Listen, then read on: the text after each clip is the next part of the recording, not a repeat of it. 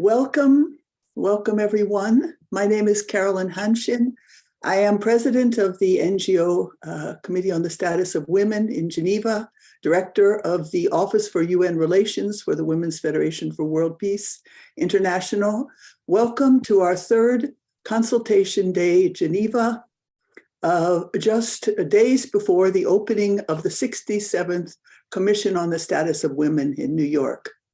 Our theme is Geneva, the heart of human rights and service to humanity. It is our branding for our consultation days over the last years. I just wanted to say thank you to our team of bureau and committee members and also our co-sponsor UN Women for all the work that has been done and being done. Some of our team you will meet during the course of this program. We will focus on the designated theme of safe access to technology and education for the advancement of women and girls, which, as you all know, is the priority theme. But as we all know also, this really touches everything, every area. Almost all good practices can be multiplied by IT and bad ones too. So we have much to look at today. Before I introduce our first speaker, let me just say a few words about the NGO Committee on the Status of Women in Geneva.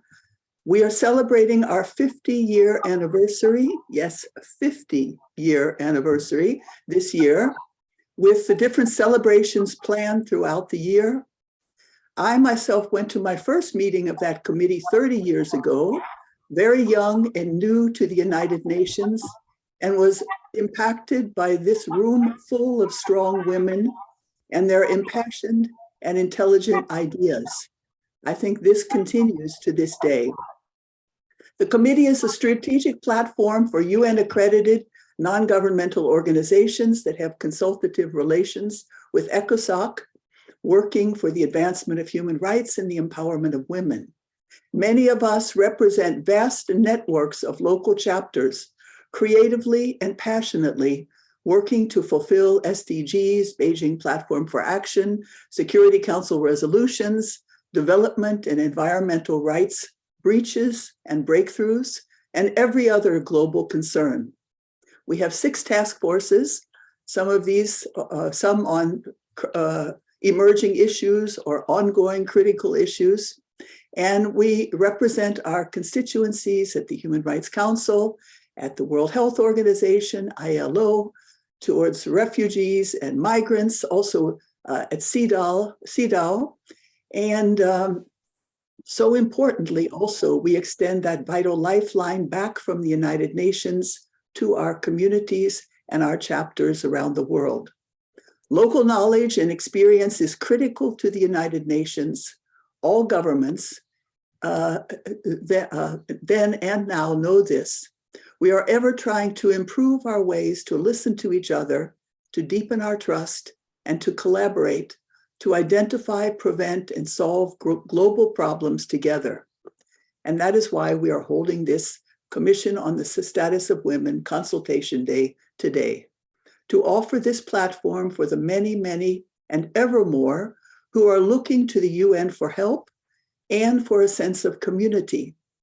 Human family, as even mentioned in the charter. With a Geneva-leaning focus, we hope to give a jump start to the events in New York over the next 2 weeks.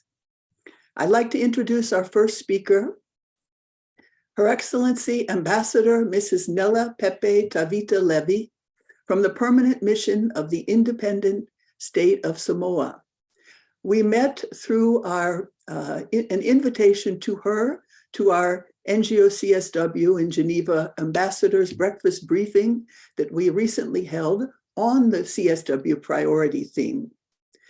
I was amazed actually to see what incredible efforts are being made in this small country, 250,000, I think, in this area of education and IT, sharing really for those who are maybe not so easily able, spread out over the islands, and the kind of partnerships they've developed with civil society, with the UN, with UNICEF for one, with UNDP and others. So Ambassador Tavita Levy, we're looking forward to hearing from you. Thank you.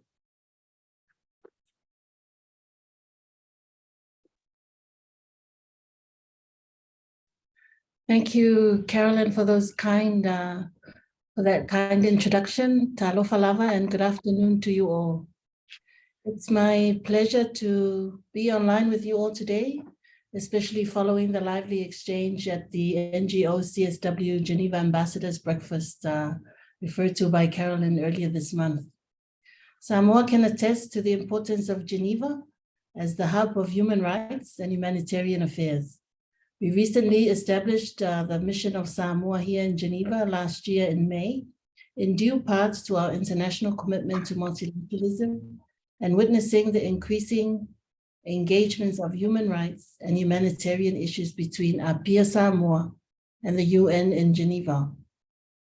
Women and girls account for up to 49% of our total population. That said, girls outperform boys in all levels of education, and the middle and top levels of our public sector are mainly comprised of women. However, in the field of ICT, work remains to be done to ensure a greater and fuller participation of women and girls, as it is still a male-dominated field. Understandably, it may be daunting for women and girls to enter a male-dominated field.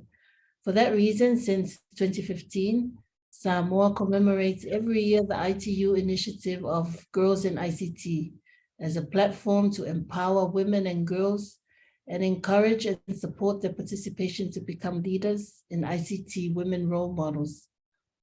They are showcased to government, church, and private colleges around Samoa at the Girls in ICT events in the hope that they will delve into a career in ICT. We recognize the significance of ICT as an enabler to transform the lives of women and girls through social economic development, to which government has an important role to play in order to realize gender equality and women and girls' empowerment. Flexible and open learning have been a key source of technical and vocational skills development. Such developments have led to innovation and creativity, especially during COVID, where Samoa faced social distancing restrictions and a nationwide lockdown. 81% of Samoa's total population live in rural Samoa. In this regard, accessibility is central in many of our sector development plans and community policies. A few good practices I wish to share include the Maua app, which is an e-commerce platform developed in Samoa that continues to help rural farmers, fishermen, and artisans to access buyers in urban areas through an online virtual market. The Samoa Ministry of Education, Sports, and Culture used online educational resources, television, and radio programs for early childhood education, as well as primary and college levels, to ensure that children and youth continue their education without much disruption. And lastly, the partnership between the Commonwealth of Learning and our National University of Samoa, to which blended learning had offered NUS instructors an opportunity to cater to different learning styles, which resulted in students becoming more engaged, providing more contributions, and more access to course resources. I believe women and girls can be agents of change when given the right tools. And in this instance, ICT is one of those tools to realize their full potential, which must be utilized in the 21st century. I end my remarks there and to give the opportunity for more engagement, and I wish you a successful CSW for all delegates and civil society, Whaafetaitele lava and so forth.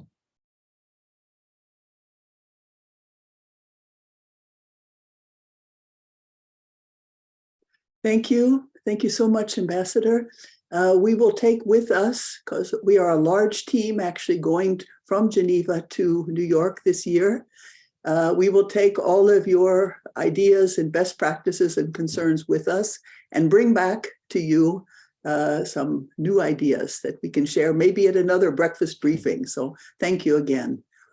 I'd now like to invite Mr. Sanjay Wijesekera. He is the director of program group at UNICEF. He is actually based in New York. We came into contact actually through a recommendation about a program that was created, kind of a partnership that was created between ITU in Geneva and UNICEF globally, related to I think it was 2019, related to this understanding that actually 2/3 of the world's school-age children had no access to the internet. So UNICEF brought in their incredible resources and knowledge and will and passion and work together. And anyway, I don't want to give your speech for you, but I just want to say thank you very much for the work that you're doing. Thank you. Thank you very much, Carolyn, for that introduction. And thank you for this opportunity to join you today, together with UN Women and ITU representatives, and of course, all the friends and colleagues online. Civil society organizations are on the front lines for women and children, and we're honored to share this platform ahead of this year's CSW. And a special thank you to the Ambassador of Samoa. We need to come together for women and girls now more than ever. We know that women's and girls' rights are under increasing pressure. We're especially concerned about adolescent girls, which I'll focus on particularly in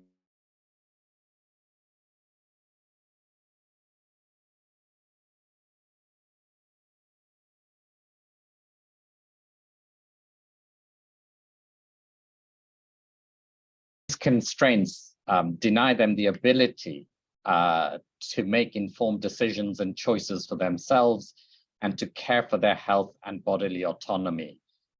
School dropout, child marriage, adolescent pregnancy, and violence are real risks.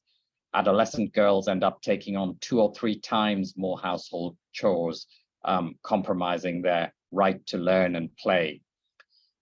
So change must begin now, and we need at scale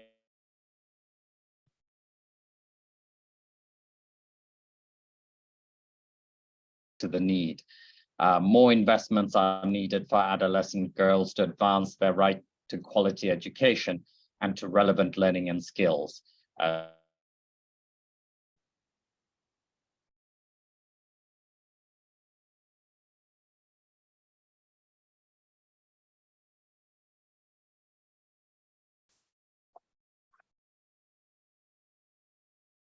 Education and learning.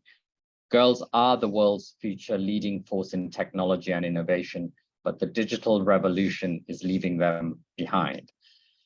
The theme for this year's CSW is technological innovation. We know that girls and women are largely invisible in the tech industry and STEM, and are the least likely to have access to digital services and devices. Targeted innovation and skills acquisition for girls with girls must be a top priority, including, firstly, targeted programs for girls with girls. So every girl should have access to learning and skills programs in and out of school so that they can make decisions about the future they want. Research tells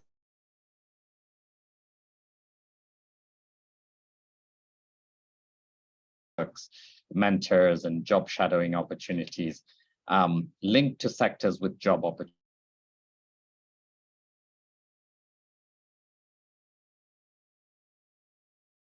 And use of basic technologies such as mobile phones is dramatically restricted by negative social norms that prevent them from having the same freedoms as boys. Girls are also underrepresented in the tech industry, including gaming.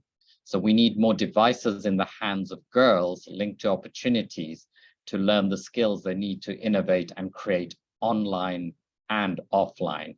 And these programs need deep investments in communities and families so that girls' access to learning and IT does not involve risks to their safety. So for example, in Nepal, we're working with girls and families through peer facilitation programs that help build girls' resilience and confidence, and also boost their status in the community. So we're seeing parents re-enroll their daughters in school and give them a greater say in decision-making at home because of this program. And thirdly, investing in adolescent girls' transition from learning to earning on an equal basis with boys, including in science, technology, engineering, and math. So more investment is needed in programs that empower girls to influence the tech industry from within by becoming developers, designers, and coders. So in Tajikistan, for example, we're helping girls access digital boot camps and IT labs so they have safe places to learn vital skills in digital and STEM solutions. Last year, UNICEF issued our first adolescent girls strategy, which emphasizes the importance of investing in adolescent girls. We're committed to breaking silos and supporting girls to get the support they need across health, education, protection, and so on. And by 2025, UNICEF will support girl-centered programs in 30 countries that will directly impact 20 million adolescent girls, providing skills, learning, protection.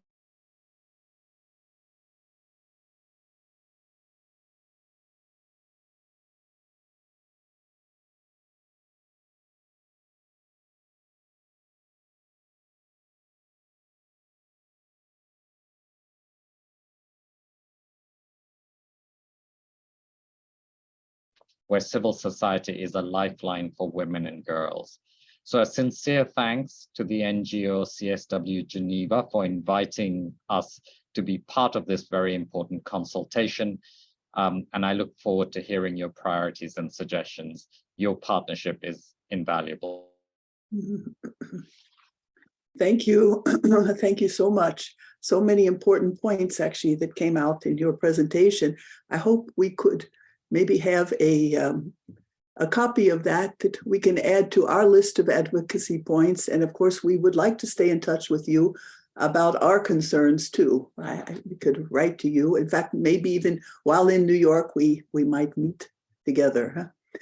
So thank you for our two guest speakers in our opening segment. I would now like to go on to introduce the facilitator for the first panel. The moderator is Ms. Stacy Dry-Laura. She is the Executive Director of Graduate Women International and actually past president of the NGO Committee on the Status of Women in Geneva. So over to you, Stacy. Great. Thank you so much, Carolyn, and hello, everyone. I see so many familiar faces in the audience, and it's great that you took time out of your day to join this important consultation day. So, you know, the mantra, education, education, education, it resonates with the United Nations, its agencies, the Commission on the Status of Women, and of course us, civil society. But education's needs that quickly adapted, you know, during the pandemic, and they have evolved and revolutionized the world of education. But more needs to be done, as we've heard from the first two speakers and from Carolyn. And schools need high bandwidth, wireless connections to cope with all the digital demands. So here with us now on the first panel are three exceptional speakers who are going to share with you their expertise about innovation and technological changes and education in the digital age for achieving gender equality, for the empowerment of all women and girls. So without further ado, I'd like to hand the floor over to Dr. Lali Gatan. She's going to be our first speaker. And Dr. Gatan has a PhD in international law and economics from the Bocconi University. And please, the floor is yours. Thank you very much. Thank you so much. Thank you, Stacy. Thank you, Caroline. Very nice to be here with you today. I'm not sure, Stacy, if I'm able to share my screen. I would like to just share quick slides, if I may. Yes, let's go ahead and get Olivia to make you a co-host. That's certainly possible. Give us two clicks. Thank you. Yes, sorry, 1 second. And I might need to have Carol make you a co-host, actually. Okay. And while they're doing that, any other speakers in the audience, if you do need to share your screen, just go ahead and send Carol a chat, and that way we can make you a co-host now rather than when you take the floor. Okay, you should have, yes. There we go. Okay, excellent. So hello everyone. Good morning, good afternoon, good evening. I don't know from all for sure all the corners of the world, but especially representing the community of Geneva. So thank you so much for the invitation. I'm Lori Gaitan. I'm a program officer. Focus my work on coordinating and managing different projects and activities at ITU. ITU, for sure, some of you or most of you are aware, is the UN Agency for Telecommunications, Information and Technology. It stands for International Telecommunication Union, and of course CSW this year is a key. It has really it's very close to the heart of ITU because it's about education, innovation, technology for closing the gender digital gap. Not least because after 157 years of history of ITU as the oldest UN agency that was created back with the telegraph, we have for first time a Secretary General that is a woman. So we really like Miss Doreen Bogdan Martin. She's our new Secretary General elected. She really broke the glass ceiling here, and the work that I'm going to present you now, it's really close to her heart as well. So. Equals. I'm going to speak, let me just give you just some factual information that this will be revealed actually during CSW, but because of our meeting today, I wanted just to share with you these two graphics where we can see how women are in the last 4 years have increased the use of internet. As like at the geographical level, we can see that upper middle income and high income countries, they are more equal when it comes to access and use of the internet. However, in low-income countries and lower middle income, we still have a long way to go in order to close this gap between men and women. But let me talk to you about Equals, the global partnership to close the gender digital divide, which is, I would say, one like the flagship initiative hosted at ITU. And co-founded by 5 organizations, 4 from the UN family, so International Trade Center, UN University, UN Women, and ITU, and 1 co-founder, which is GSMA, the Global Mobile Association of Operators, which is based in London. So Equals was, as you know, created because in different discussions among members of ITU, which are the 195 member states, and private sector members, they identified specific areas of action if we wanted to close the gender digital divide. So that's why Equals was created, to really tackle these specific goals, which are gender equality, we want more quality in education, industry, innovation and infrastructure, and partnership for the goals, which is the main as well goal as a partnership.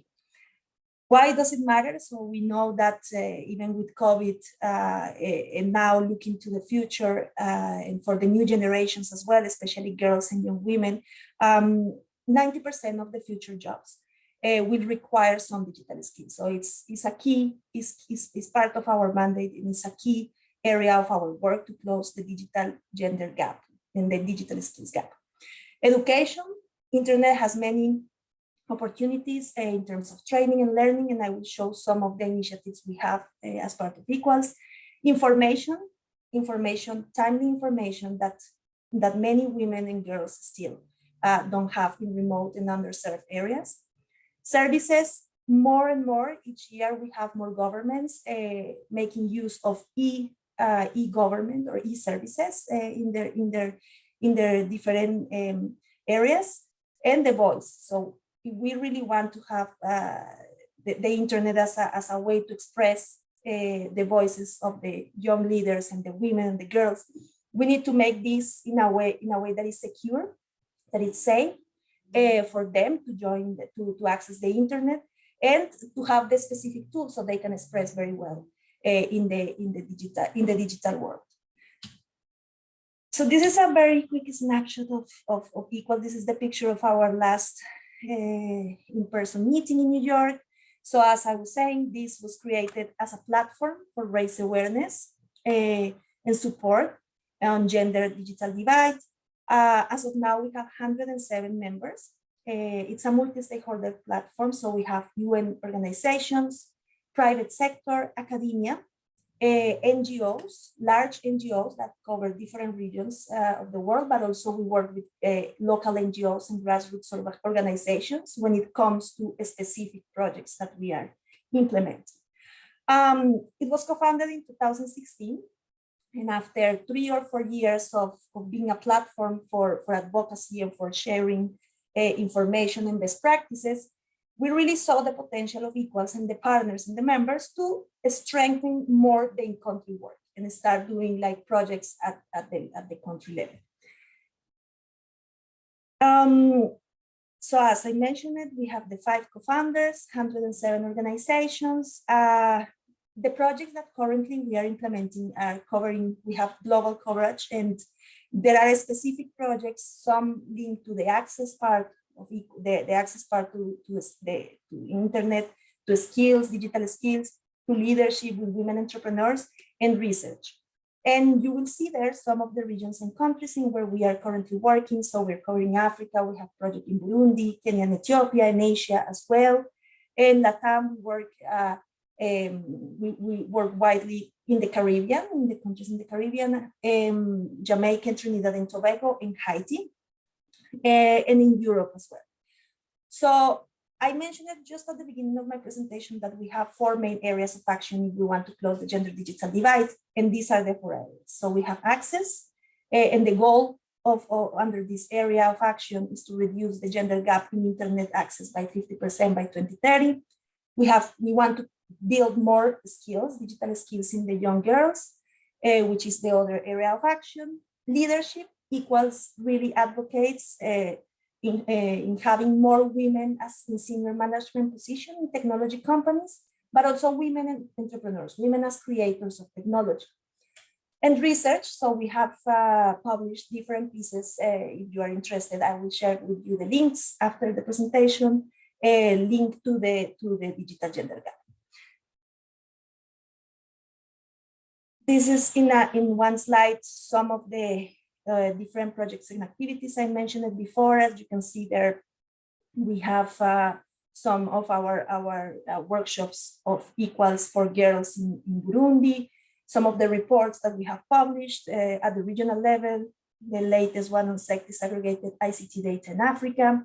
If you want to have an overview on taking a stock of what is out there in terms of gender digital divide in each of the areas, access, skills, and leadership, I recommend you to have a look to Taking a Stock, which is our flagship report published in 2019. In terms of leadership and recommendations on how to get more women in senior management positions in technology companies, we have the Perceptions of Power report that was published in 2021.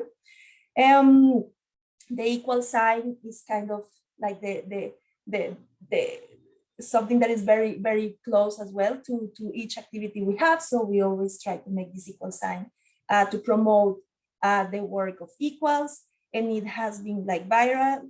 And then you see there one lady in blue handing one prize. So we have the Equals in Tech Awards each year. And with the Equals in Tech Awards, our goal is to promote organizations, grassroots organizations, working towards closing the gender digital gap. And in that picture, there is Silvina Moschini. She's from Argentina, and she's the founder of the first pink unicorn in South America. And she was one of the winners before her company became a unicorn. So she won this 3 years before that happened. Now, let me just quickly share with you in terms of the main topic of CSW, which is education and technology and innovation for the gender digital divide. Equals has a main initiative, one of the main initiatives for girls, which is Her Digital Skills. And this initiative has 3 main components. One, which are workshops, which are hands-on workshops that we are giving to girls from 16 to 25 years old. Then we are these girls that go through the workshops. We offer a mentoring component, which is link the girls with women in senior management positions or in other positions in technology companies. We are working with Verizon, we are working with EY in particular to connect these women and as a mentors with these girls as mentees. They go through an 8-week mentoring program. And then we are developing the Equals Her Digital Skills badges, which is the e-learning component or self-paced component in where the girls would be able to go learn digital skills and get certified for this. These are just some results since we started in 2021. So we have 6,000 participants covered in 35 countries, 5 continents, and 5 equals partners involved. Some of the results are very satisfactory from our mentees and mentors as well. And most of the participants have increased their understanding of what is to be a girl or a woman in technology and the different STEAM careers and pathways possible for that. Again, here just some other relevant information on the satisfaction of this specific initiative. And I have a video, short video of 2 minutes. I'm not sure if I'm able to show, but in any case, I can share the link of the video in the chat as well, so you can have all watch the video. And this is one of the initiatives on the skills area of action. Now, on the leadership area of action, we work with women entrepreneurs. This is another example I just want to share with you of a project that we are currently implementing in Burundi and Ethiopia and Haiti. So this is a project specifically for least developed countries. We are working closely with the Enhanced Integrated Framework. It's with them that we are implementing this. And here, what is interesting is that we are working with women entrepreneurs of different sectors of the economy. So we are working women entrepreneurs in the fashion industry and in agriculture. And then we are providing specific digital skills to them to excel in their businesses. This is just a snapshot of some pictures of our project there. And I think I'm going to stop here and perhaps, Stacy, if there are any questions from the audience, so happy to take. Thank you. Hi, thank you very much. And I'm sure everybody took notice of the hashtag Her Digital Skills, worth noting, everyone. And I know I have my next trivia question. What UN agency is actually the oldest? I didn't know it was ITU. So thank you very much for that. And let's see, I think we're going to have questions at the end of the panel. Carol, Zarin, am I correct about that rather than after the speakers? Yes, they can put their questions in the chat. Yes, I did see one, so we'll get to that just after we hear from our next speaker, which is a really great segue into our next speaker, Dr. Manjit Dosanjh.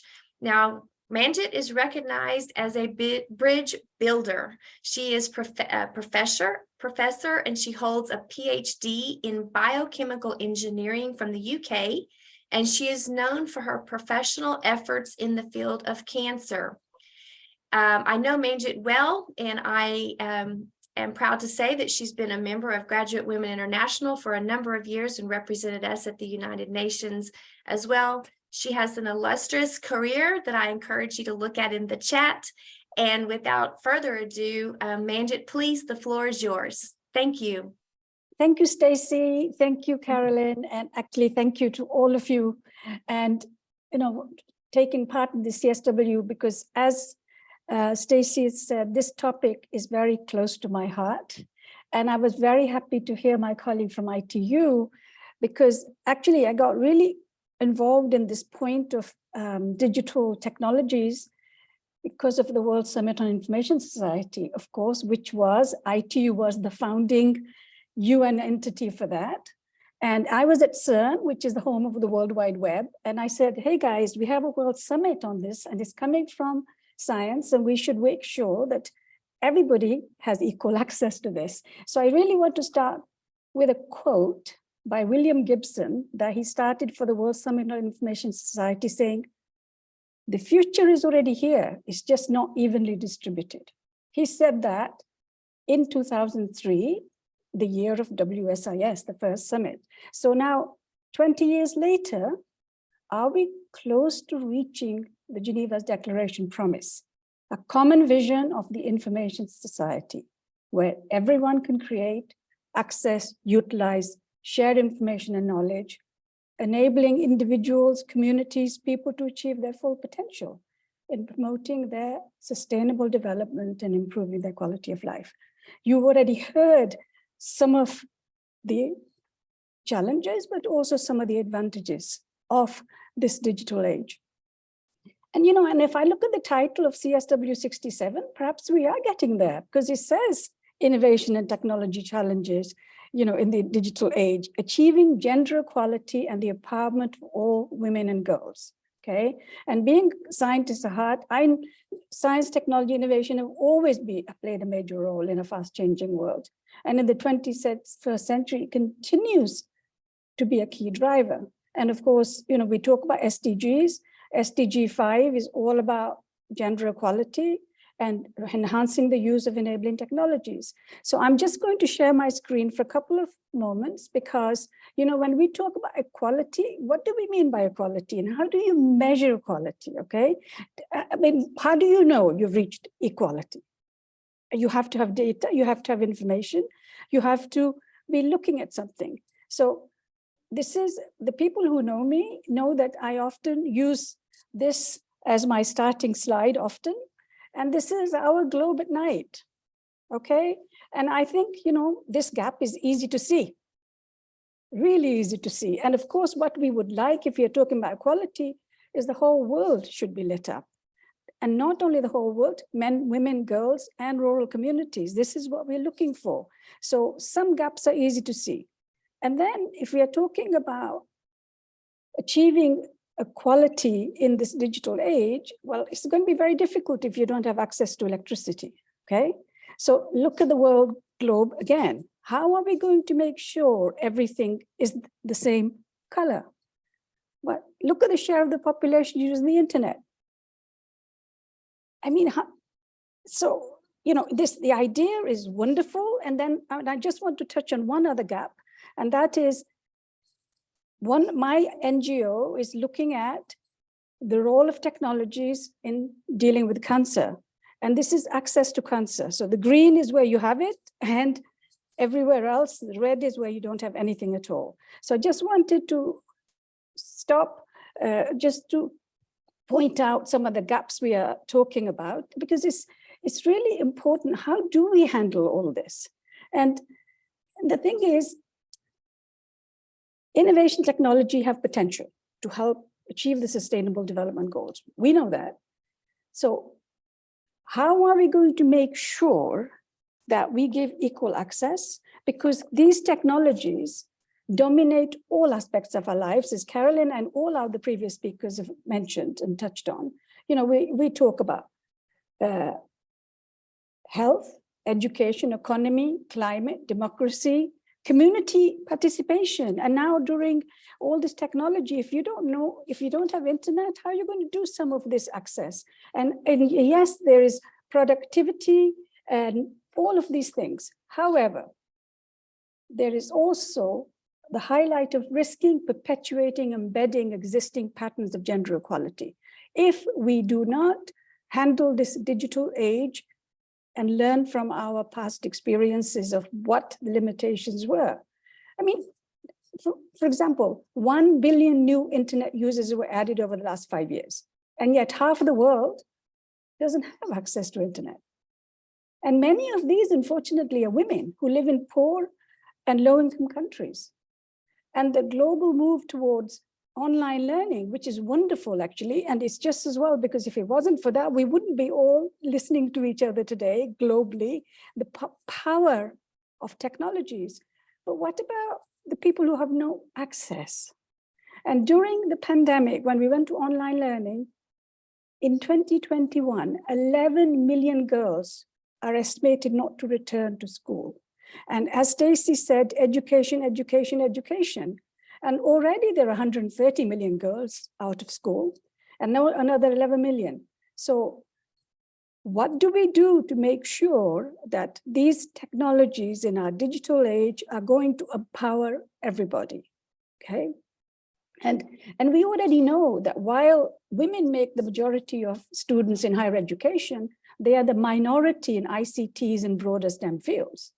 And women's leadership and participation, decision-making in the STEM fields and the evolving new technologies, managing our digital world, has to address our future needs. And that means inclusion in the innovation and the development and the tools. And now we are talking about the fourth generation digital revolution, the fourth revolution, okay? And yet, once again, women are the least, they have the least access to this.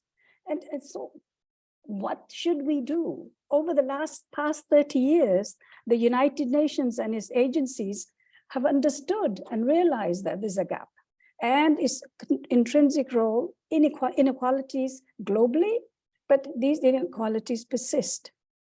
The recent World Economic and UNESCO Forum found that women remain underrepresented in fields such as computing, engineering, mathematics, etc., etc. So in order to ensure we learn from our past, it's important to understand not only the advantages of innovation, the technology changes, but also to identify the challenges and how to tackle them. And one of the things we need in order to be saying the action is needed, we need desegregated data to show the current factual reality and where we can be. And as Stacey said, I've been working with IFUW and now GWI for the last 20 odd years. And the panel we had at the Human Rights Council 15 years ago, the thing was underrepresented and undercounted. So we need to make sure that in order to become the new challenges by innovation, we need a data, education. But in order to overcome that, we are going to have multifaceted efforts that are needed to address the gender gaps at all levels of academia, the workplace, community. And in order to do that, we have to understand what are the digital inequalities. We have to understand meaningful connectivity, not just because you can access internet, but it's just beyond access. And promote education as a primary determinant of internet access to go beyond. And really, what can I say? I just want to finish off by saying there are new and additional challenges being brought forward by the digital age.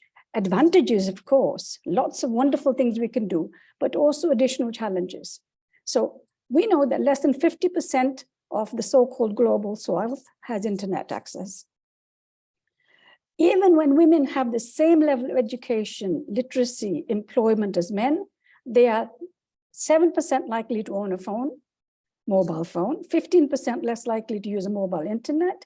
And when it comes to digital skills in this new era, only about 12% of the women are working in cloud computing, 15% in engineering, and so on. I mean, we can carry on. So what I really wanted to go back is that when we're sharing the screen, how do we divide the digital gap? Let me not share the screen because I think I've already taken too long. So, sorry, I can't get out of this now. Never mind.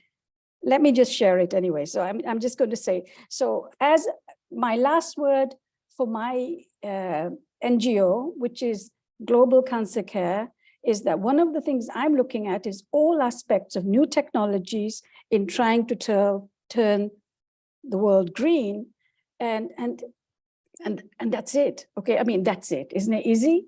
It's easy when we work together, we realize the challenges, and we try to make sure that we've learned from our past so we can try not to widen and deepen the gap, but to bridge the gap. So thanks, Stacey.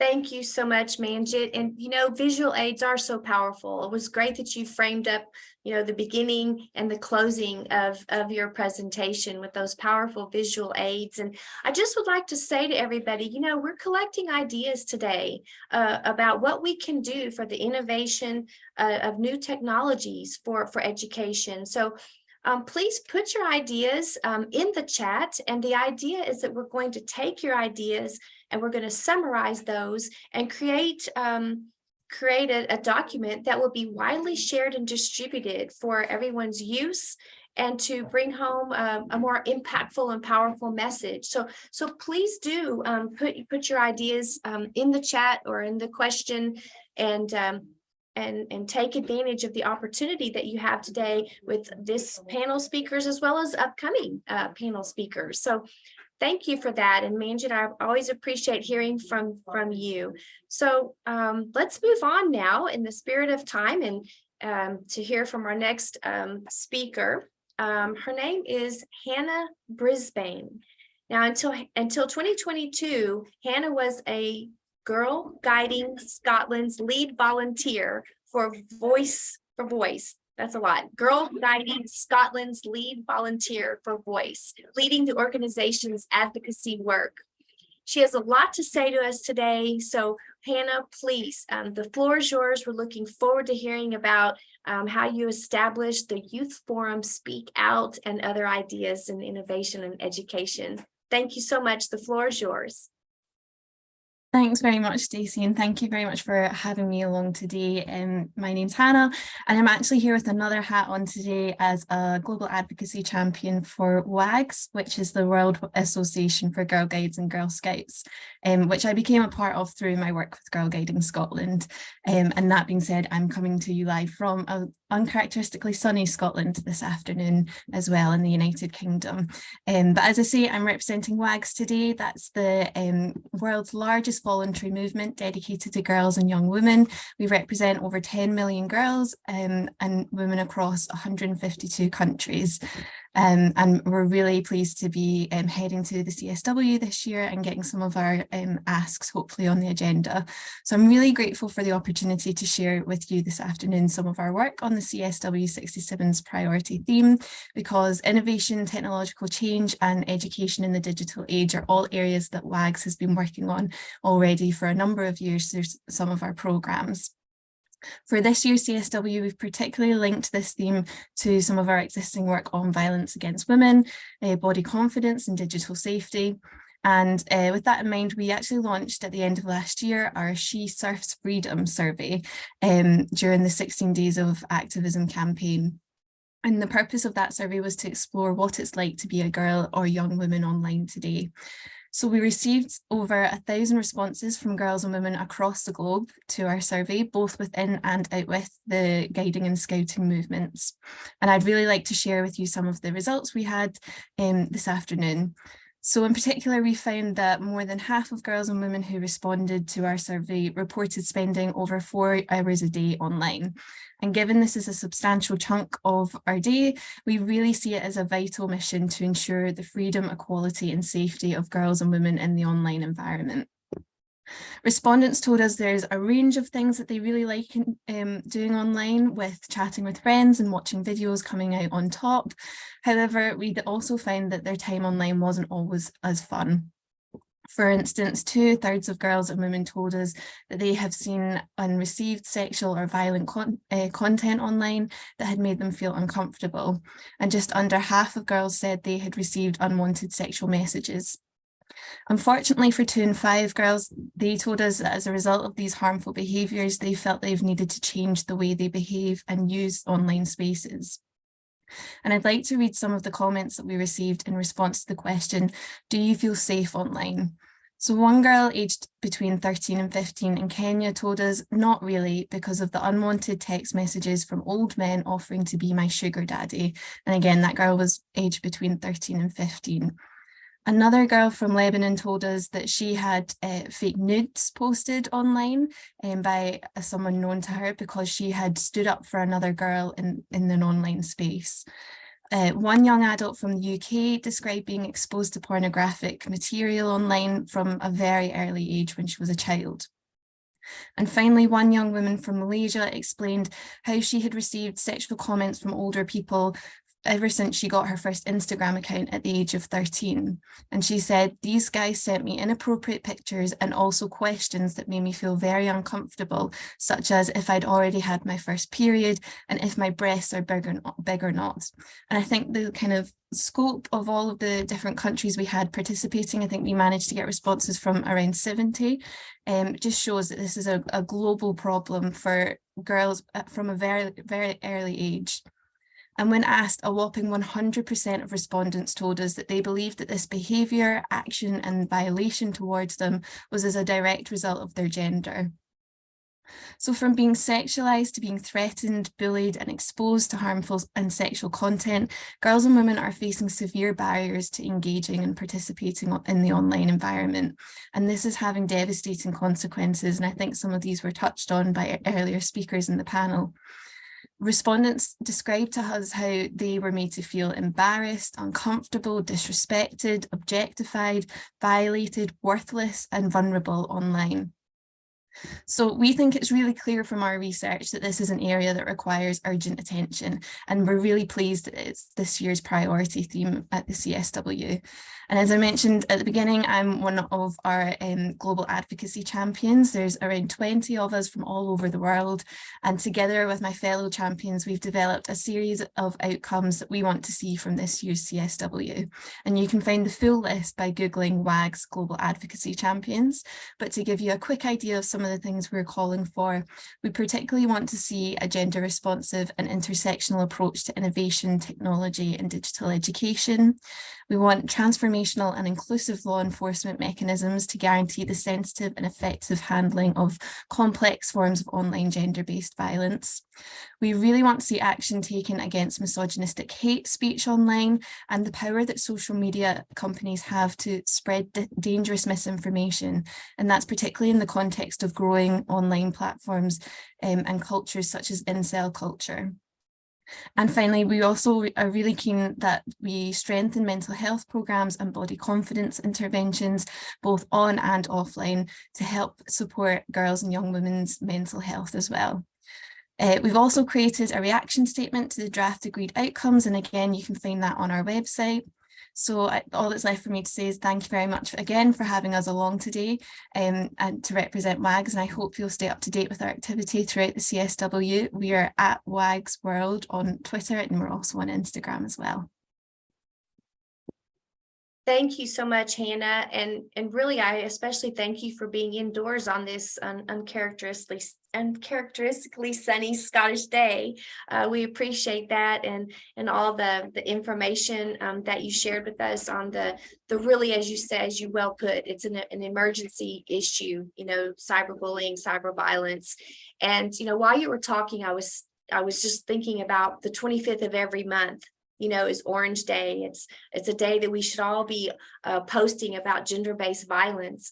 And maybe in April, all of our messages on March, the next month, that all of our messages could be on March 25th about cyberbullying and cyber gender-based violence, you know, just as an idea to kind of keep it rolling. So thank you so much. And now, you know, it's time for all of you, the attendees and our participants to take the floor. Well, not take the floor, but put your questions in the Q&A, and I'm looking for your questions now.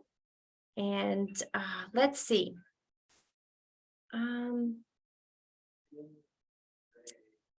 Okay, it looks like a couple questions were put in there and they've already been answered.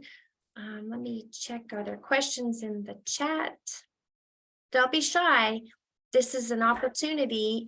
We have 3 great speakers that shared interesting information with you, impactful ideas. Okay.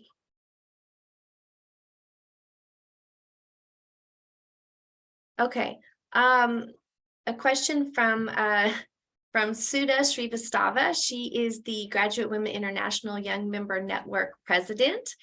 And she says that it's great to listen to you, Hannah. And how do we identify these early age challenges for girls accessing online content? And do you have programs? And just also, oh my goodness, the scroll is messing me. Also, another question, do parents need to take more responsibility in limiting online time? And lastly, this is the last one, will WAGs have any in-person events in New York? If you could just briefly answer those three, and I'd appreciate it. Thanks. Yep, no problem. So we do have programs around exploring particularly digital safety online. We've got a really great program called Surf Smart that was made with WAGs in partnership with Norton, the security company, and that program is completely accessible, completely free on our website, and there's different activities for all different ages. So if you're looking for resources to explore with younger girls but also teenage girls, there's, I think the whole document is about 150 pages long, and there's a variety of activities within that to get the conversation kind of started around how to be a digital and responsible citizen in the online space. In terms of the parents' responsibility, I think that's a really interesting question. With my professional hat on, I work for a feminist organisation in Scotland, and I had a meeting with YouTube, or someone from YouTube, not too long ago, and he was saying research that they've done shows that actually the best thing you can do as a parent is open the conversation up with your children about how to use online spaces responsibly. Actually, when you take away devices or you limit children's access, it just leads to them finding different ways to get online that maybe are less safe for them. So actually, if you can open that dialogue, that's really that's the kind of the most effective way of keeping children and young girls safe online. And yes, we are having an event in New York. I don't have the details with me, but I'm very happy to send them. I can put them in the chat. They'll be in an email somewhere. I'm unfortunately not one of the lucky ones going to New York, but we will have a delegation there. And it's not going to be in the UN building. It's going to be in one of the ones nearby. But I'll get you all the full details about that. Okay, great. Well, so thank you to all three of our panelists. It's been an excellent opportunity to hear some different points of view on different things. And right now, I'd just like to ask each panelist for 30 seconds of a wrap up. If you have 30 seconds that you'd like to share after hearing your fellow panelists and hearing some of the questions and seeing the chat. Dr. Gaitan, 30 seconds, the floor is yours. Thank you so much. And no, I will close saying that, I mean, each of us, we have a role to play, in particular when it comes to help the girls around us or our communities in getting access and to the internet, but also to digital skills and a specific tech knowledge. So we should be a multiplier of this knowledge when also we get the opportunity to receive it. And in terms of policy, and especially on safety, I heard before some also questions on that. We need to make sure that we can we support young and children to be very safe when they access the devices and the internet. This is something also very key when it comes to the gender digital divide. Thank you. Great, thank you so much. And Manjit, please, 30 seconds. 30 seconds. Okay. So I think the number one role, at least in the academia field where I am, we can play is to be mentors for young women, because this is one of the things that's sadly lacking, and it's the thing that encourages more women to come in. And we have to build bridges. As you know, I'm a bridge builder. So leaving the ladders up and not knocking them down, of course. And I think, you know, education, but data, because in order for policymakers, governments, decision makers to change their mind, they need those data. Thank you very much. Well put. Hannah, please, 30 seconds or less. Thank you. So I think the big thing for me is that, you know, future jobs that girls born today don't yet exist. So the time to act on this is really right now. In fact, we're probably too late in some areas. So we need to see urgent action to make that equal space online for girls and women. And I think it's really important that girls in particular have a voice to shape that work, because too often they're overlooked either because of their age or other barriers that keep them out of these conversations. So just highlighting that if you're doing this work, yes, involve women, but girls have a really key voice to play in this area as well. Thank you very much, Hannah, and bravo to all the panelists. And you know, what would a consultation day be without a little bit of music? So we're going to move on now, and I have the pleasure to introduce to you singer-songwriter Julia Hanshin. Now, Julia, along with so many other young people, are engaged in embracing digital technology and all that it has to offer. We've been talking about some serious topics, you know, cyber security and bullying and the lack of access. But let's celebrate, you know, let's celebrate what all digital technology does have to offer and our young people are embracing. So Julia specializes in photography and video production. Now, under her stage name of Jahin, she produces music independently, as well as in collaboration with many other musicians. So the pleasure's mine. Julia, please, the floor is yours. Thanks.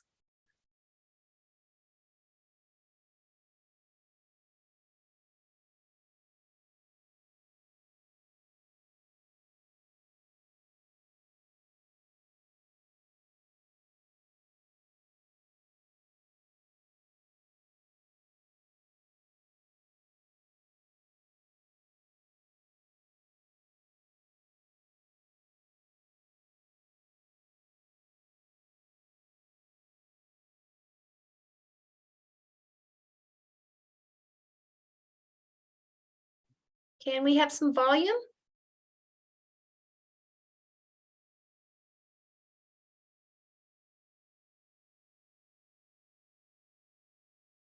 Yes, let me try one more time.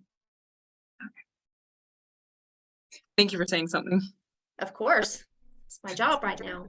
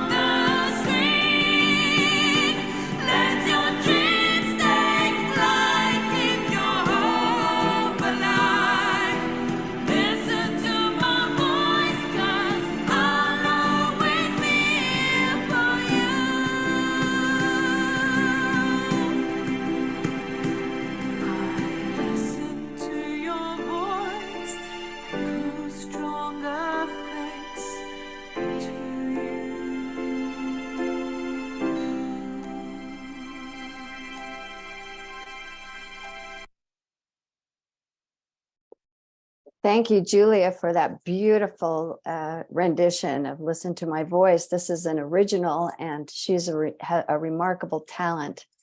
Her mother, Carolyn Hanshin, who was the NGO CSW president, informed me that she was able to produce this in her basement. And so that's not only a beautiful talent, but also great skill with technology. And thank you. It's a privilege for me to be with you. I am Carol McConkey. I am a UN representative to the United Nations for Latter-day Saint Charities, and by extension, the Church of Jesus Christ of Latter-day Saints. And I am also now the vice president for NGO CSW Geneva. And I am pleased to introduce our next panel. And thank you, Stacy, for the panel that we just learned from. Oh my goodness, the power of of technology and also the importance of the protections, so important. But this panel will address the review theme for this year that we talked about last year so extensively at CSW 66, which is the challenges and the opportunities in achieving gender equality and the empowerment of rural women and girls. We are honored, so honored to have with us three remarkable panelists, the first of whom we will hear from Dr. Maria Nira. She joins us from the World Health Organization. She is currently also an Assistant Director General and ad interim of the Division of UHC Healthier Populations. She has been since 2005 Director of the Department of Environment, Climate Change and Health. And her work and advocacy to promote a healthier environment, better health and well-being through interventions that involve economic, social, and environmental issues in a variety of ways. Dr. Niro, it is with pleasure we invite you to give your presentation today. Thank you. Thank you very much. And dear women, ladies, girls, I don't know how to call you, but it's such a privilege to be with you. It's always a great pleasure for me to be on a network created by women, pushed by women, motivated by women, and certainly with a different aspect and approach to do things from other groups. So great pleasure to be with you this afternoon. On the 8th of March, we will be celebrating Women's Day, but I don't know why we need a day to celebrate something that it should be celebrated every minute of every day of every year, every month, and every hour, which is the fact that we are a big part of the society. We represent the ones that take care of our children, our families, and how we advance. And now we need to confront many crises that we are all facing. I know that one of the big issues that is raising attention is taking on the front pages of our newspapers is the climate change crisis. And it's no surprise that this climate change crisis is very much affecting and sometimes even not only affecting on a daily basis the life of women and girls, but even taking us back to certain achievements that we were able to obtain in the last years. Those achievements might be now at risk because of the climate change and the momentum that this is representing. Because of the climate change, we will be having more infectious diseases, vector-borne diseases. Unfortunately, those vector-borne diseases will create and affect the most vulnerable. And unfortunately, again, among the most vulnerable, we have those women and girls and children living in rural areas, in very low-income countries where they don't have other ways to protect themselves. Climate change will bring as well difficulties on agricultural production. And as you know, for many women, particularly in rural areas, this is the way they provide the income for the family. And sometimes this agricultural production is very much dependent on women. So again, another one. Third is this energy poverty that is affecting all of us now, and particularly very poor countries. And the fact that to cook, you still need to use, like in the Middle Age, Stone Age, sorry, you still need to cook with charcoal or wood or any type of fuel that you collect, putting several hours a day to do it, and then cooking at home, and therefore not going to school. So those challenges can be now aggravated and increase, and representing an additional burden for our women. Is this enough? I mean, describing how bad is the situation? I think we know very well that the situation is very bad. Climate change is affecting all of us. Climate change might take back some of the SDGs developments, and climate change is certainly not involving enough women on the solutions and on the problem proactive solutions that we are now promoting. So that's why these type of networks are extremely important. Our voice needs to be raised. Women needs to understand that it's not a question of a special treatment for them if we take care of climate change and we protect them. Is a human right. I mean, it's something so basic. They have the right to live on an environment that is not causing them more damage or creating difficulties, but at the contrary, creating the environment that will be healthier and providing the conditions for more social, economic, and fair development. I want this woman at front of the dialogue is taking place at the country level and at the global level at the COP28. COP28 this year, as you know, will be in Dubai. We need to make sure that our voices are very strong there. And somehow we need to bring with us the voices of those rural women that are not able to even think that it's their right to be protected from the negative effects of climate change and the need for their governments to reduce emissions to protect themselves. So the health professionals like me and others, the World Health Organization will be taking to the COP28 what we call the health argument for climate action. And I invite you, all of you, to use the same argument. The health argument for climate action means that people need to understand that not only climate change is affecting negatively to our health, but more importantly, if we tackle the causes of climate change, we will be generating immense health benefits. Reduction of air pollution, because the causes of climate change and air pollution are quite similar. Reduction or creating of better urban healthy environments and more sustainable food systems, which are very much at the heart of most of the women. From the agricultural production, use of pesticides or deforestation and local consumption of the products that will be benefit the economy and women's production, even including, for instance, the promotion of breastfeeding and issues like maintaining and protecting the capacity for those women to provide better nutrition services for all.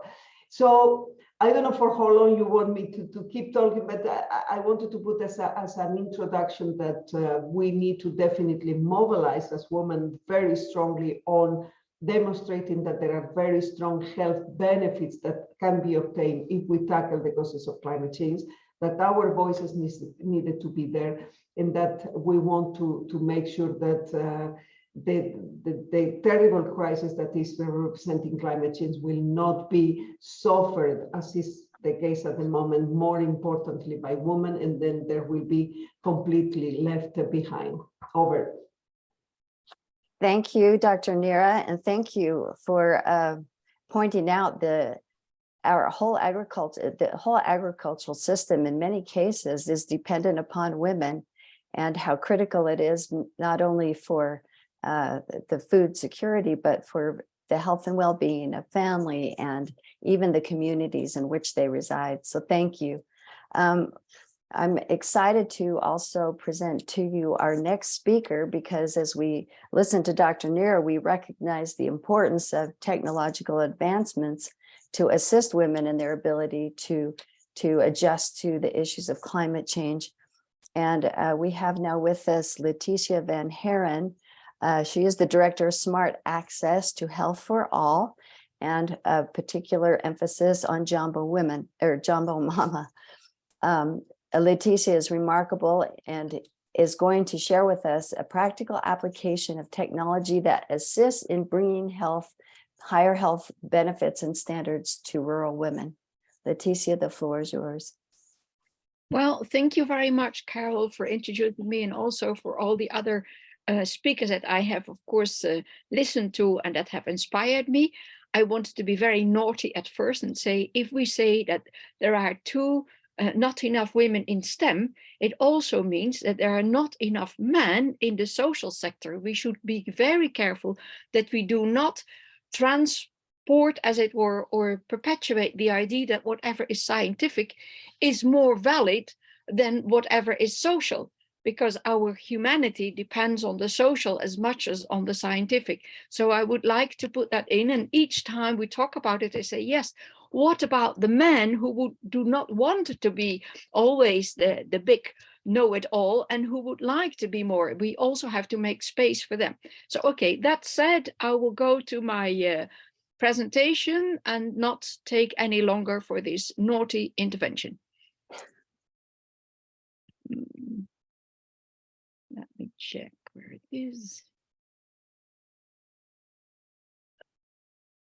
But how can I share now? Yeah. Oh, wait, sorry.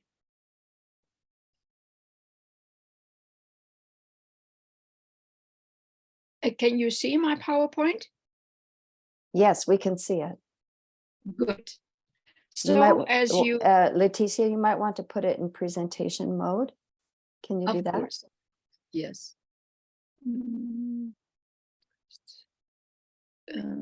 So broadcast slideshow, huh? There. Or just play from start, maybe. No, that's not. I think I'll if just you play it from the start, it will probably. Yeah, I asked for slide for play from start. Good. Sorry. So here we start, we go right in the middle of what we are doing. I am not going to waste time on the theory behind it. What we see is that we need digital technology to advance the health of rural women in sub-Saharan Africa. Why do we need it? Because the needs for health care, access to health care are enormous. We can never train and accommodate more hospitals, more dispensaries, more resources, human resources. We have to improve to provide a tool that makes better use of the existing resources that we have. What we see, if we continue, okay, I'm sorry, but okay. Sorry, it just goes too fast.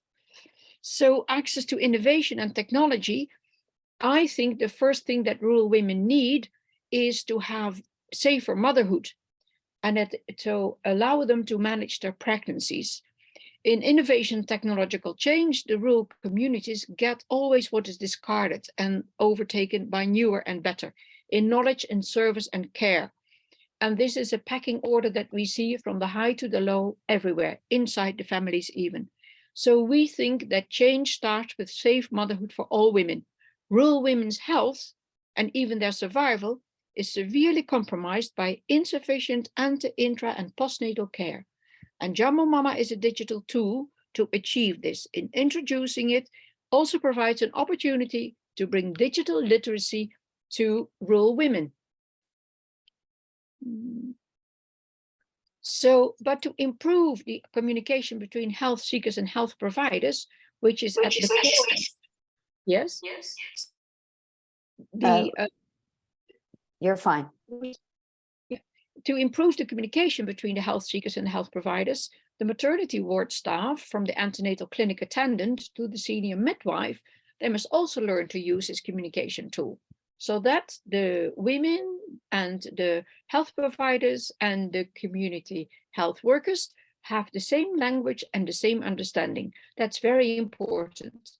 So this is also why we have it in Swahili, and we have it in English, in French, we'll put it in Kikongo, but we only use non-Western languages that are also used in university teaching, for which there is already a codified expression for certain conditions, so that we avoid a certain vagueness and a certain inaccuracy that in fact doesn't improve the quality of the care to the women.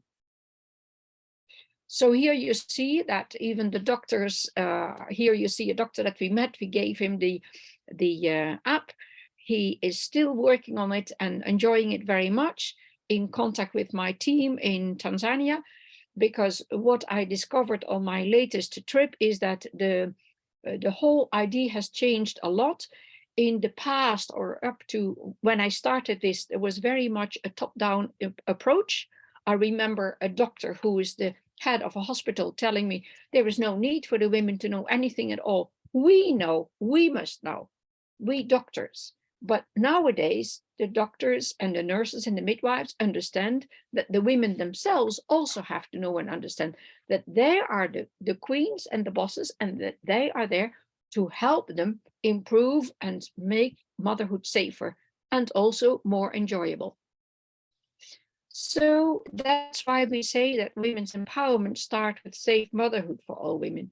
It starts with access to quality information, communication and care about pregnancy, childbirth and postpartum, so that the women can manage her own pregnancy safely, not with interventions that imposed upon them or advice shouted at them, but enabling her to give informed consent so that she can cooperate and understand what is happening. And this gives a much better outcome for any care that you can give to a patient or a client, as you want to call it. So I would like to say, what stops us from achieving this? Well, it's we have reached the point. This was a completely private initiative. It still is. It is, you know, our own personal savings. It is donors, individuals that help us. It's a few small family foundations, but we've reached the point that the passionate women and men in rural Africa who help us with this and who understand it and want to dedicate themselves, they just need to be paid properly. They're professional. We have to professionalize. They have to feed their families. So that's something that you cannot really afford on a private income or a private, no matter how much. So that's where there is a real hurdle. Then we also need partnerships that respect this invention as a bottom-up creation by SAFA and join us to move forward. Because what we see now is if you get an international agency with it, they want to claim or have the sort of a strong say on it, and then it removes the rural or designers, the startups that have been involved in it. They're going to be sidelined too early, and that is not what I can accept for my crew, so to speak. And we also need partnerships, and that's perhaps interesting for many of the readers or the listeners, in designing the best way of how do we bring digital technology to people, I mean digital skills to people who've never had it and who are feeling shy and who are therefore not really so quick in acquiring them. We've just had a big discussion yesterday with my team, and our leader told me how one of the younger women was so much faster than the others. But it doesn't mean that we should only look and help the younger ones, but we should now mobilize the younger ones to also help their older sisters to get a grip on the digital tools that they need to have access to modern life and modern healthcare in this time and day. So I thank you for your attention. I don't want to take too much of your time, and there's plenty of time later to elaborate more.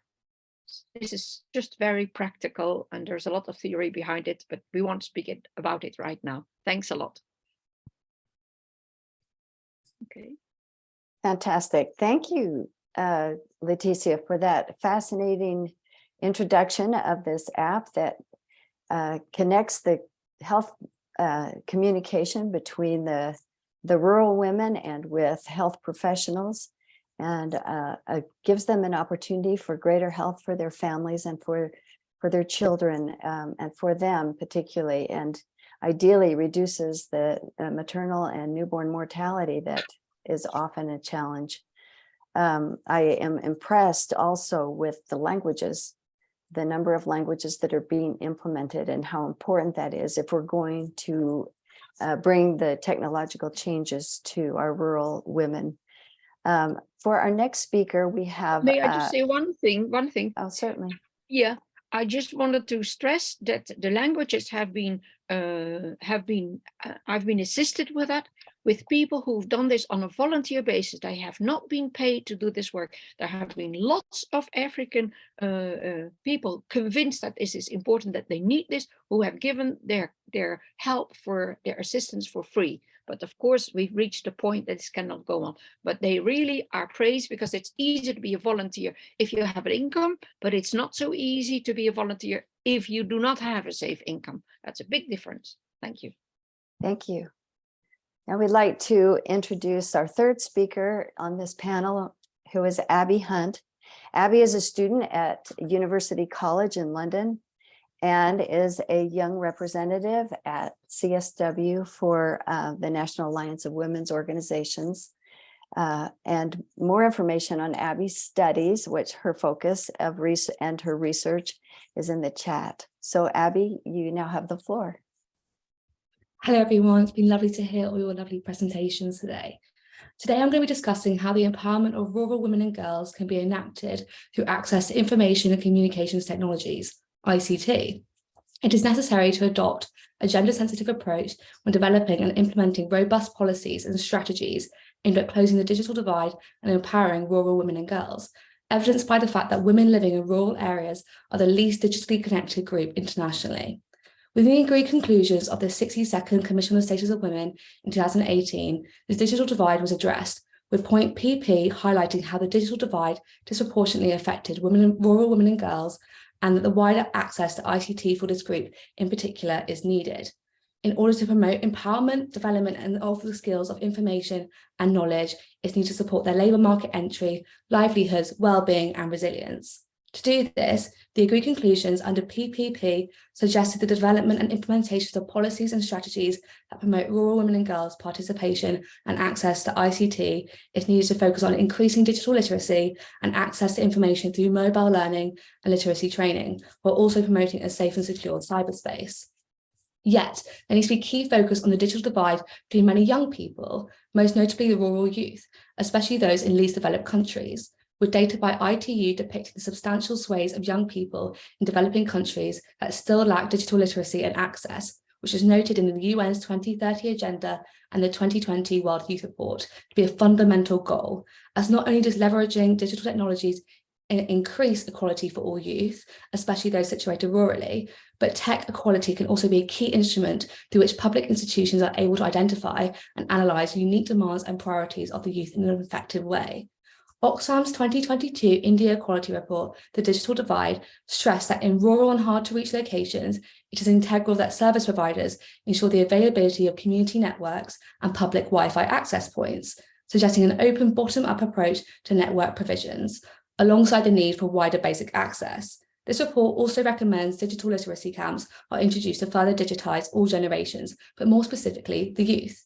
There have been many successful examples of this holistic approach aggregated within schools, maintaining a youth focus, evidenced by the hashtag eSkills4Girls initiative born out the 2017 G20 discussions, which works to facilitate opportunities for girls and women in the digital economy, particularly in rural, low-income and developing countries. Similarly, Barefoot College International Digital Night Schools cater to rural girls who are unable to attend formal education during the day and focus on combining digital skills and practical knowledge within 25 schools across 10 states in India. The Internet Sathi initiative also garnered the attention of Google, who provided smartphones and funding to facilitate the training of young female digital instructors who teach women in rural villages basic digital skills, which as a result increase their access to government welfare provisions and subsidised meals. However, despite progress, it is pertinent to note that a mobile gender gap remains significant, with GSMA reporting in 2021 that women are 33% less likely to use mobile internet compared to men, an issue which the UN Secretary General drew attention to within his message on the International Day of Rural Women in 2020, noting that the gender digital divide is particularly wide for the specific group of rural women. Publications from the IFAD, as well as key panels from the 62nd session, also demonstrate that access to ICTs is critical for the empowerment and confidence of rural women and girls, who make up the majority of 3.9 billion people who are offline in rural, poorer and less educated areas.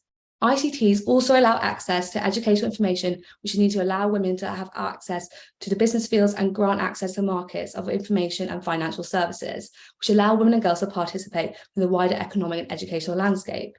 To do this, it's been suggested by many that we need to go further than educational campaign initiatives and seek partnerships between national governments, the private sector, mass media, civil society, and academia in order to provide innovative initiatives to enable access to ICTs in rural areas where traditional infrastructural projects may be difficult or costly to build. In UNICEF's Office of the Innovation Report, the need for gender-responsive budgeting as a tool was showcased as a means to ensure adequate funding for women's ICT-related needs. Turning to the views of rural women themselves, the conclusions of the IICA Forum was that ICT should be used to promote the development of productivity alongside care for social inclusion and the environment. It was suggested that specific financial funds should be created, which prioritises rural women, especially young rural women. Overall, it is clear that rural women face a gender digital divide. It is clear that significant investment and research into innovative ways to address the lack of access to ICTs is vitally needed in order to foster gender equality and the improvement of rural livelihoods for women, and especially for young women and girls. Thank you so much for your time today. Thank you, Abby. I appreciate your recommendations, the recommendations coming from the youth. I bring a forward-thinking perspective that is much needed, and we appreciate that. We'd like to open the floor for questions. I have one question in the chat, and please feel free to put questions on this topic for any of our panelists. They're all willing and able to respond. Leticia, one question we've received is, what are possible ways to bring more mutual benefits to both international organizations and local startups in collaborating? Do you have some thoughts to address that? Well, it's a great question. Thank you, Carolyn, because on the one hand, we are dreaming of getting international support. On the other hand, we dread it because of this usurpation that is so common. And in fact, when we tried to get a better grip on the enormous difficulties in Congo, Kinshasa, the doctor with whom I worked said, yes, I'm also funded by USAID, but I warn you, if we get USAID funding for the app, really, then they will want to have control of it. It will not be as if they trust us with promoting it and developing it further. They will really say, we want to have this and that and the other. And what I try to do, which is also why it is slow, is that the people themselves, they're working on it, building it together. I've made the start, but now, I mean, there is a lot of input. For instance, the new entry that we created for the community health workers, that was because of the demand from the field that he said, hey, we are doing this for the women, and what about us? And it's true that the community health workers are also not paid and just form the link between the mothers or the communities and the health facilities. So yes, I'm looking and I'm inviting international organizations to work with us. If they allow this, if they recognize it's a bottom-up effort and that we want to stay that way, or it will just be ruled over. So that's the concern. But certainly if there is that possibility, I'd be happy to share, more than happy. Thank you, Leticia. We've heard a couple times this term bottom up and the importance of really bringing the kinds of opportunities and the understanding to the local communities of what the potential is and how to access that. And these kinds of apps and these connections are so powerful and so important. I think communication is probably key to this effort, and really getting not only the needs out, but the importance of creating these interventions that give us the healthy populations that we are so in need of in this global world. I'm going back now to Dr. Neera's intervention when she addressed that we are dependent on rural women for agriculture, and that their contributions are essential to the well-being of our entire world. what we do in the rural community oftentimes is the underlying foundation for what happens in more urban communities. Do we recognize that? Dr. Nira, would you like to add anything to that? Thank you very much. One of the things we need to solve on the rural area to make sure that this woman will be able to keep producing on the agricultural front and contributing to the food production and the sustainable system for food production and maintaining the economy of the family. One of the basic things we need to provide, and Leticia was mentioning it as well, is making sure that the health services are there. We all know that the rural area, how difficult will be for a woman to have easy access, transport, and reliable healthcare facilities where we can receive the basic health needs that she has. Most of the healthcare facilities across Africa are still not having a reliable source of energy, which compromise the capacity to provide health services. So this will be one of our priorities, making sure that we electrify with solar panels, with renewable sources of energy, the healthcare facilities, to make sure that those healthcare facilities can be called like that. I mean, can provide health and care to women. Particularly, the second priority will be as well the cooking and the fuels that they are used at the household level by most of the time by women.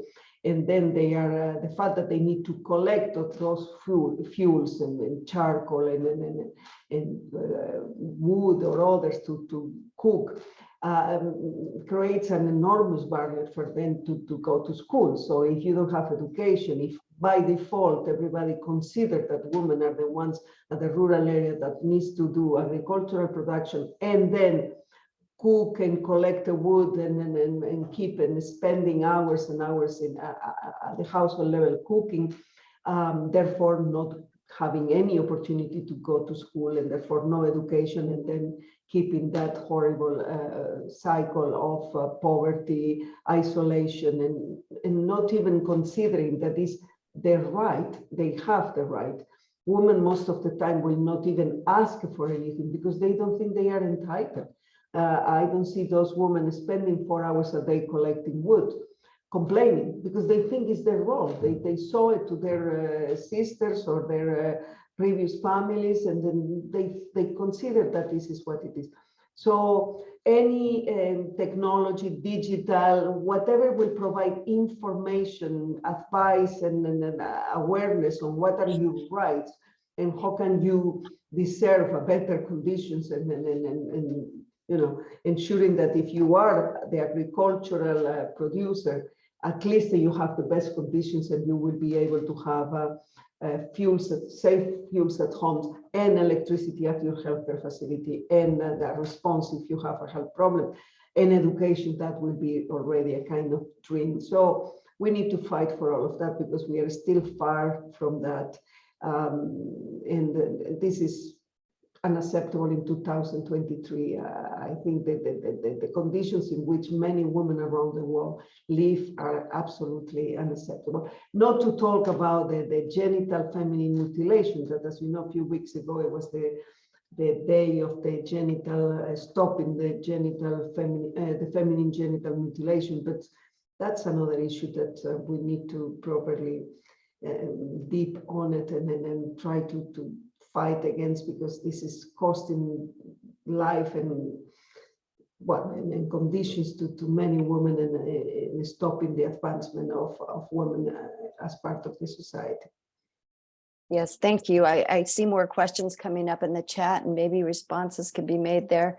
But as I listen, I see Manjit's map, and especially the one on just the electricity and how important it is that the collaboration of the international organizations with local organizations and the ability to assist one another is essential to this, to these challenges. I just want to give each of you literally a 15 to 30 second opportunity to give a closing statement, and then we will go on with our next intervention. Abby, may we start with you and we'll go back to Dr. Nira. Just a 30-second statement. Basically, I think through my research and finding out more about rural, especially rural young women and girls, the main thing is access to technology just gives them a great start. And the idea being that you can not only garner participation and also learn more about your rights and, you know, key things also about the weather as well, which is very important to people that are trying to, you know, create crops agriculturally. So I think altogether it's a basic right and a need, a necessity, and it needs funding and needs conversations like this to be happening like there is today. So yeah, thank you. Thank you, Abby. Leticia, a final statement? Yeah. You're on mute.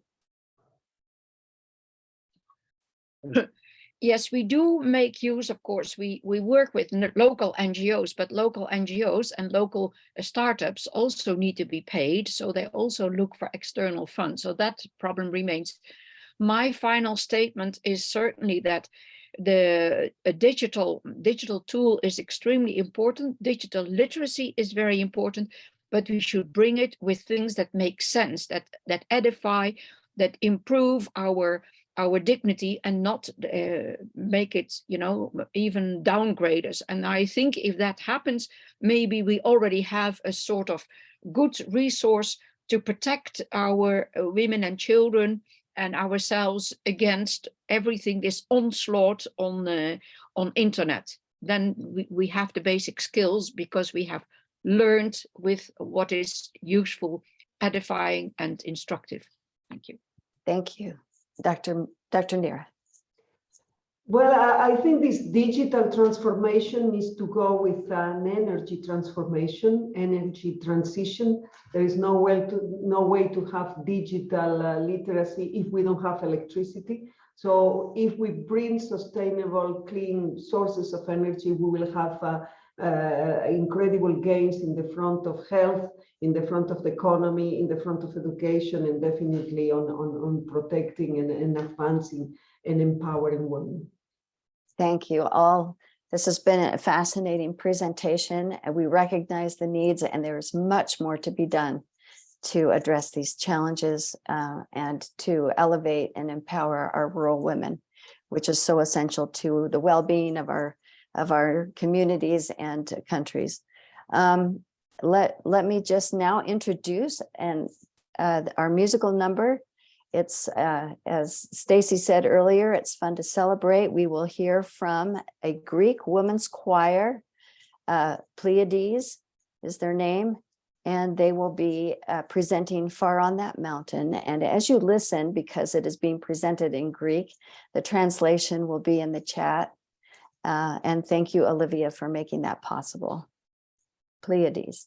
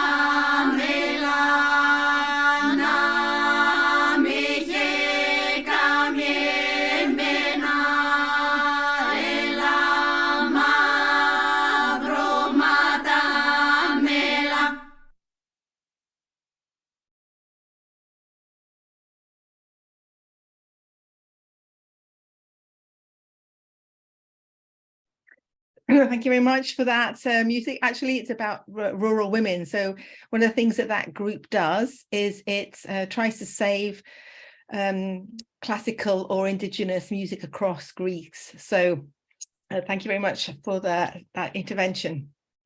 So our last panel today is about the emerging issue, which is, as you saw from the programme, getting back on track, achieving gender equality in a context of overlapping emergencies.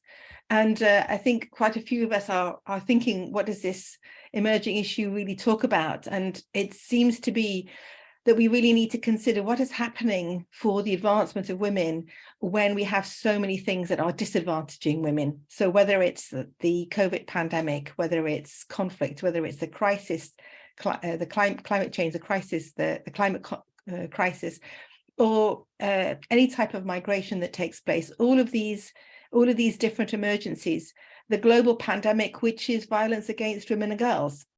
What is happening to women in these, and women and girls in these situations? So what we want to do now is to look at, we're going to have a few panelists, two panelists. Unfortunately, one of our panelists, Flo Jones, had a crisis herself and was unable to be with us. And you will see the bios of the speakers when they're speaking. You'll see it in the chat. And we have Claire Mahone, and she is the director of a global human rights group. And we have Martha Cabello, who is president of the World Federation of Ukrainian Women's Organizations. And I think we'll take Martha first. So Martha, the floor is yours, please.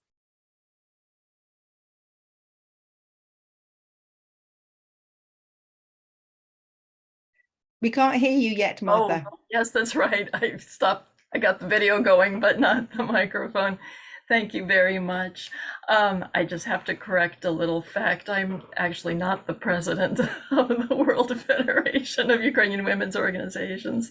Maybe that's an aspirational thing. I am the main representative to ECOSOC for the World Federation for the last 10 years. So you have seen my face around. Our organization is headquartered in Toronto.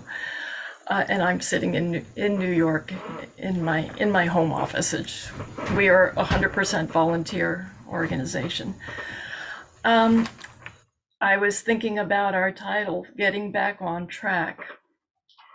And well, the first part of our title, it's an acknowledgement that there are setbacks and that we need remedies that are going to ensure that innovation and technological change and education all serve to promote women's empowerment at this time, because it really is an extremely complicated time.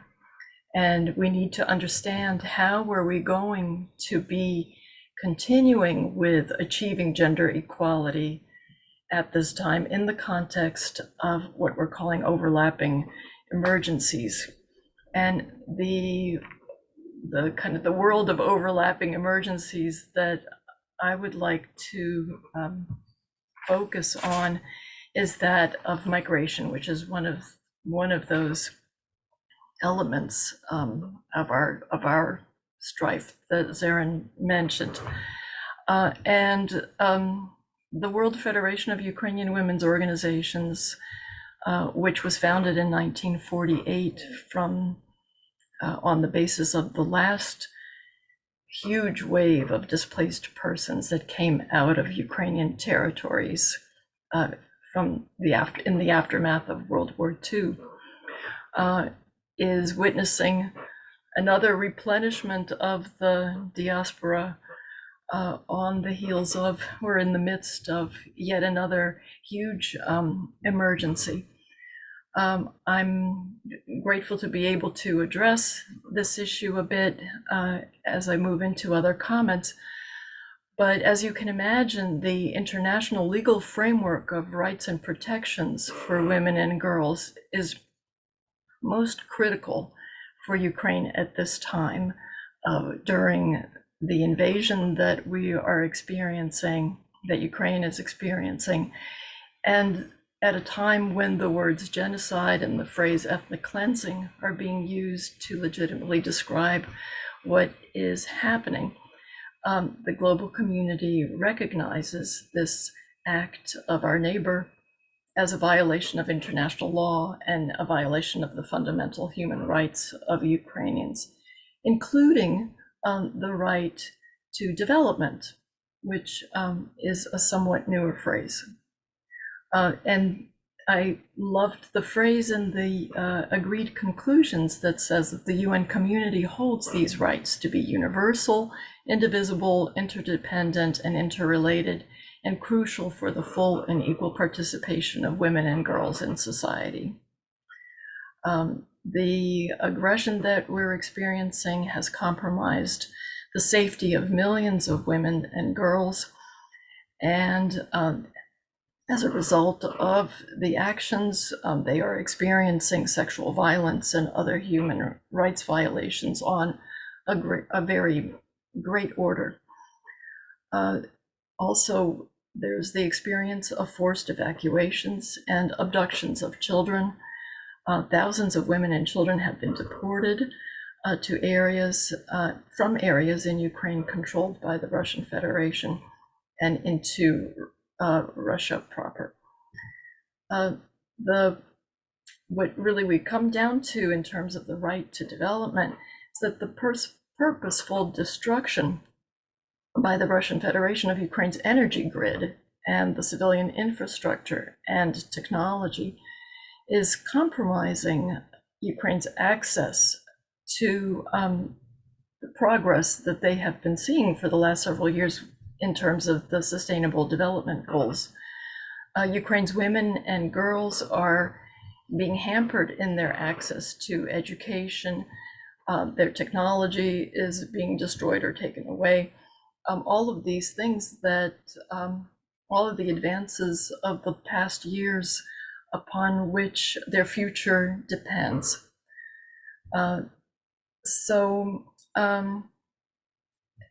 It's also causing an emergency in terms of displacement. About a third of Ukraine's population is presently experiencing one sort of displacement or another. 5 million are displaced as internal displaced persons, and 8 million approximately are now in Europe as refugees. And about half of those have received temporary protected status in the European Union, for which we're grateful. At the same time, though, that's not the only emergency. We're also hearing about the earthquakes in southern Turkey and how that is displacing people there, and from northern Syria, which has suffered so much. At the same time, we're hearing about a boat capsizing with refugees who are trying to reach the European Union through Italy. And we see that Europe, even though, notwithstanding the fact that Ukrainian refugees have been accepted so generously and given safe haven in Europe, that Europe is not altogether well equipped at the moment, is not doing all that well in its overall treatment. We know that there have been several waves of emergencies with Europe in this last decade. In 2015 and 16, there was a migrant crisis, what's called a migrant crisis, with a rapid arrival of about 2 million refugees. Mostly these from Syria, Afghanis, Iraqis fleeing war, Nigerians and Pakistanis that were victimized by terrorist insurgencies, and Eritreans who were suffering from violations of human rights, all experiencing very painful situations and finding themselves in an untenable situation, trying to enter the European Union and settle there, at least temporarily. On the heels of that, there was a reform response, and activists were talking about helping migrants receive immediate access to services and first medical assistance and vaccinations, and access to technology and mental health counseling, all very important things. I know that in Europe, many communities scrambled to develop innovative models of service provision. And what they did was strengthen the governmental programs by partnering with NGOs to enhance community abilities to respond and to integrate newcomers. A lot of that depended on face-to-face interaction. And of course, when the pandemic, the next crisis came through, that compromised a lot of those mechanisms. But I'd like to think that a lot of that experience actually stayed and kind of stayed in the DNA of the communities, and that that community response picked up. In fact, when the most recent invasion crisis happened in Ukraine, that community experience and the networks that the Ukrainian women's organizations created launched just a humongous volunteer response that helped people meet these moments of crisis of tremendous loss. Also in Europe, Ukrainian refugees were met with a tremendous response, not only from the governments, but just neighborhoods and communities and non-governmental organizations and people who ran to absorb them, recognizing that they were probably very temporary visitors needing safety at the moment. In fact, the refugees who are in Europe now from Ukraine are, for the most part, saying that they plan to return to Ukraine and not stay in Europe or elsewhere indefinitely. For the most part, those who want to stay outside of Ukraine are young professionals who were singles and are making their way professionally in using other networks. But I wanted to focus on the fact that emergencies really mean displacement, and whether that's internally or across borders. And that means such severe losses of housing, of employment, of healthcare access, and grief over loss of not only those things, but of your friends and loved ones. And there's a loss of inner peace and equilibrium that requires a great deal of addressing in mental health care. Now, there are, technology is a wonderful thing. There are technological innovations that have made life a little bit easier, that make identity papers and documents portable, so that people can apply for social benefits and find employment. Technology has also enabled the continuation of education for children and adolescents and adults, as well, the training online to make sure that their life careers aren't stopped in their tracks. We know that all sorts of information hubs have been set up across Europe to help migrants access information that helps them settle and apply for temporary protected status and for other benefits that they need. But probably it's the need for mental health care that is the most essential for those who are displaced, suffering loss on various levels. We know that technology has also exacerbated some problems. We've heard that internet searches for Ukrainian women for sex had increased astronomically in the early months of this war. We know that surrogacy has become a very dangerous enterprise for Ukrainian women who have been main providers of that service to bereft families. And also trafficking is making headlines again. So there are many agencies and NGOs that are taking actions using technology to warn women who are on the move about the dangers of trafficking so that can be prevented. But so it's a double-edged sword with that. We know that in general, there's a steeply rising incidence of violence against women, in particular young women and teens. But there is also a strong response, and we are looking to see the European Union address this in terms of their legislation and total embrace of the Istanbul Convention, which the World Federation of Ukrainian Women's Organizations was very much in favor of, because we represent a diaspora network of Ukrainian women's organizations. So we, well, I just wanted to say that I have lived a lot of my life as a member of a diaspora. I was born in the United States of refugee parents, and my perspective on Ukraine, my parents' homeland, is from a diaspora perspective. That space has become very transnational and very blended now, and in my position with the World Federation, I work very, very closely with non-governmental organizations, women's organizations, the women's movement in Ukraine. What we do want to think is that with all of the migration-provoking crises that are imminent in the world, the climate change, and any of us could be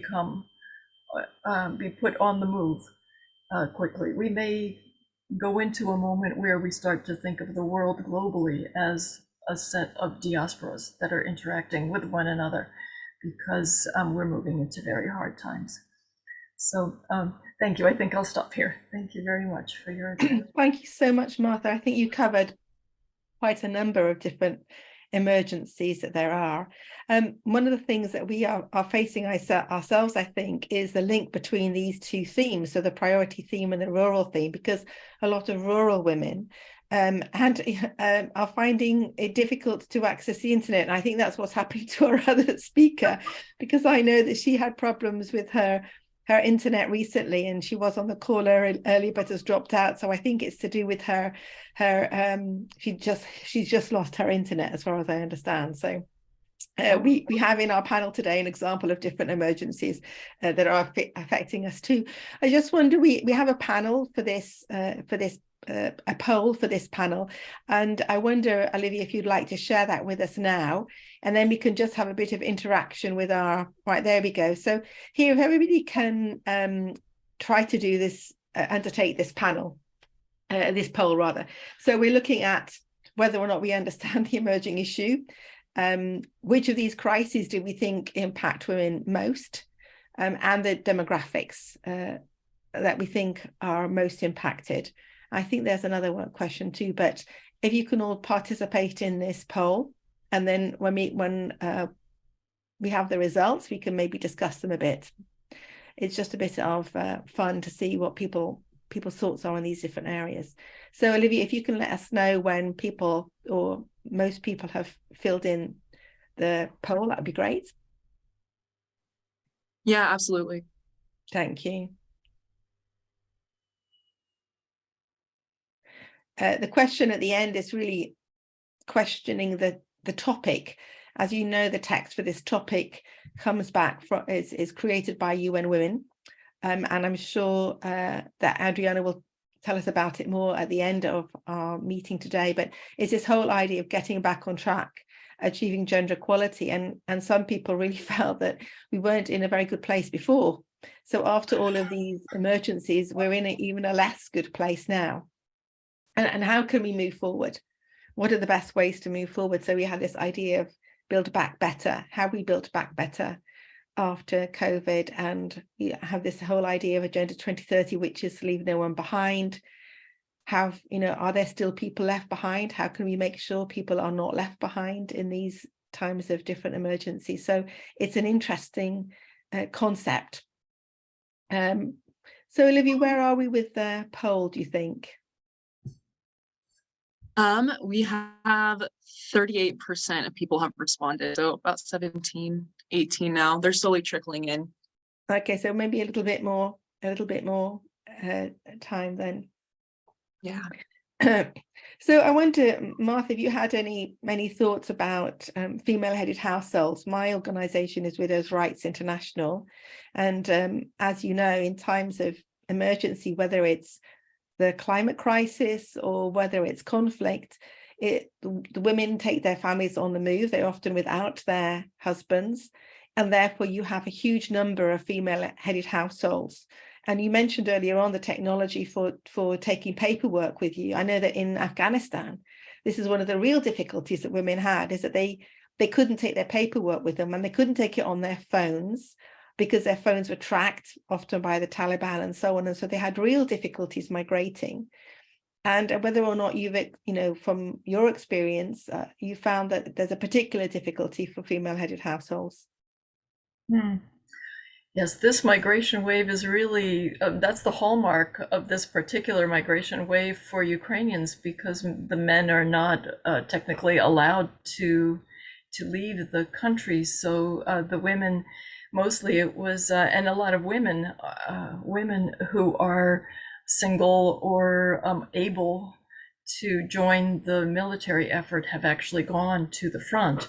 So the exodus was primarily of women who had dependents in their care, small children who needed to be taken to safety, or elderly people or disabled people or ill people who needed to have someone escort them out to safety.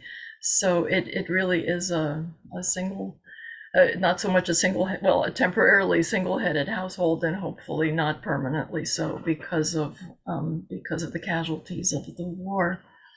But it is a daunting thing. The women's positions in terms of caretaking has always made this a great difficulty, but in this kind of emergency, it clamps down even more.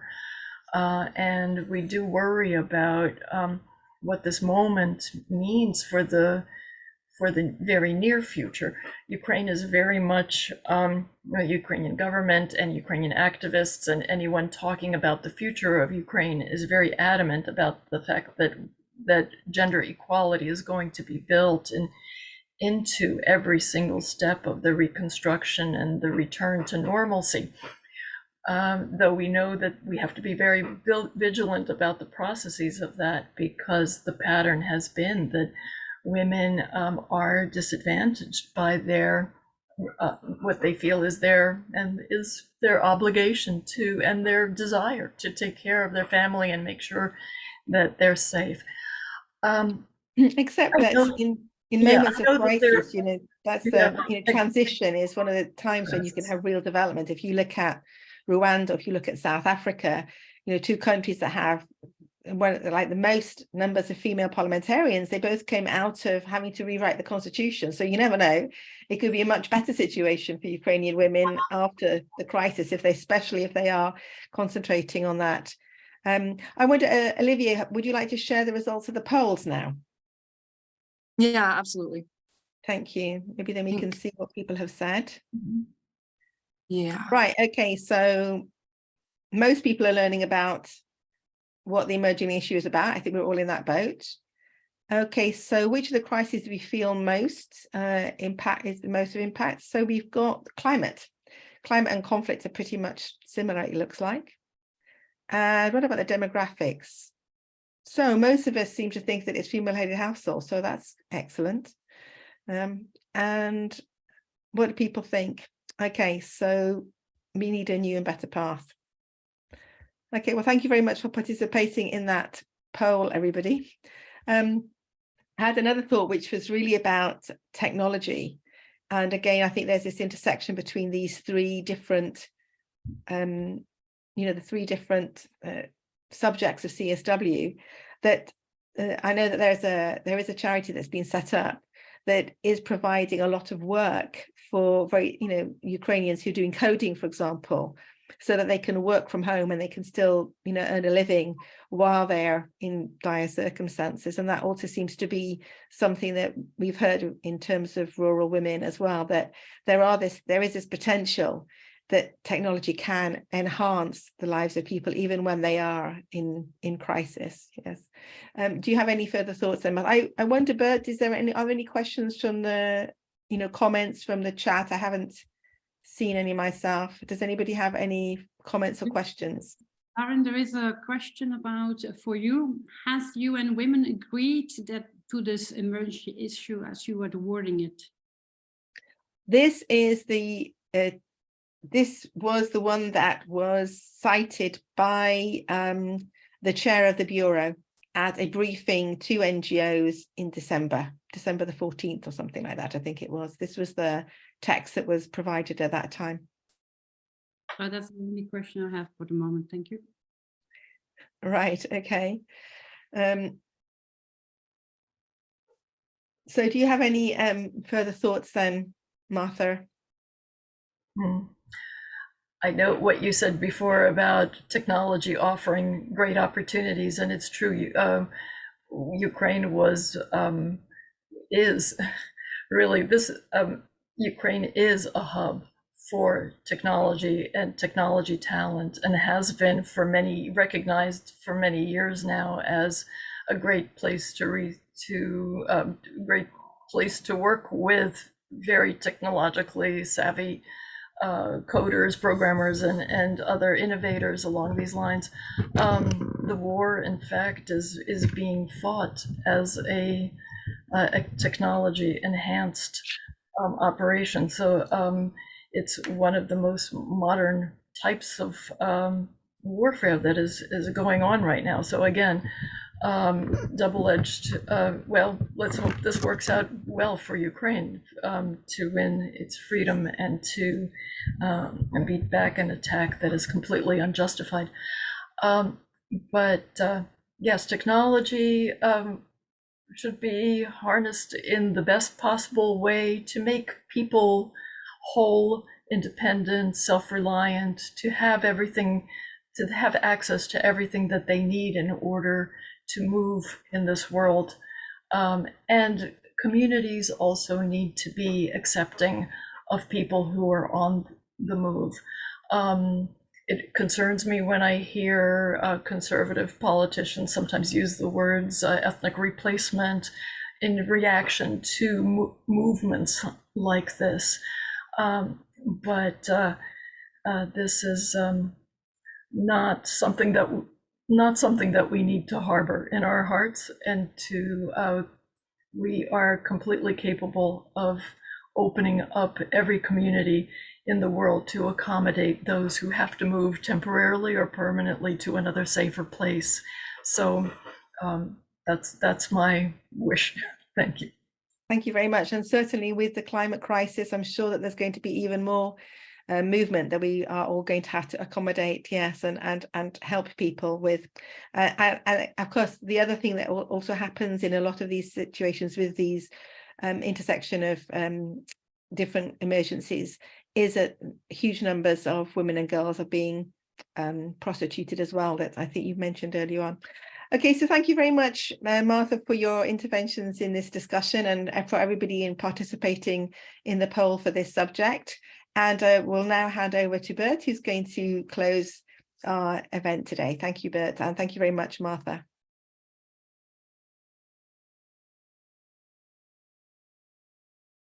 I'm sorry, I was still muted.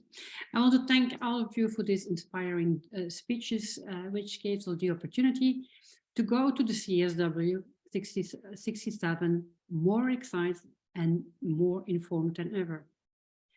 We surely understand that while digital technologies can increase the efficiency and enhance inclusion, they can also deepen the inequalities across and within countries and create various risks. But the differences also exist across populations. Gender. The rapid digitalization has greatly increased the cost of exclusion for those who do not have access or can't afford these technologies, mainly women and girls. Digital literacy and STEM are no longer a luxury, but they are a necessity for working and learning, as well as keeping in touch and accessing necessary services. In many countries, the level of education of girls and women continues to be less than boys and men, and in particularly in the field of STEM. Hence the fact the priority team of the CSW 67. Many of us will spend many days in New York discussing the gender gap in STEM and how to achieve gender equality in a digital world. Advocacy for changing stereotyping in educative tools to introduce opportunities in IT, as well as changing mindsets around the work globe, are coming into the front. Changes which are needed to eliminate existing inequalities and to avoid new inequalities, as men are still more likely than women to follow a STEM education. But all said this, let me introduce you to a woman who knows all about this, Mrs. Adriana Quianos of the UN Women. For the last 14 years, she works at the UN FEM and UN Women, where she led different positions. She has more than 20 years of experience in leading efforts around areas of gender equality, elimination of gender-based violence, access to justice, and women economic empowerment. Recently, she has accepted a new role as head of human rights and development, and deputy head of the UN Women in Geneva. And she will lead here UN Women's work at the Human Rights Council and the high-level actions in non-humanitarian areas such as trade, labor, health, innovation, and technology. And so all these challenges are waiting for her, and I'm sure that her professional approach will be welcomed there. Adriana, the floor is yours.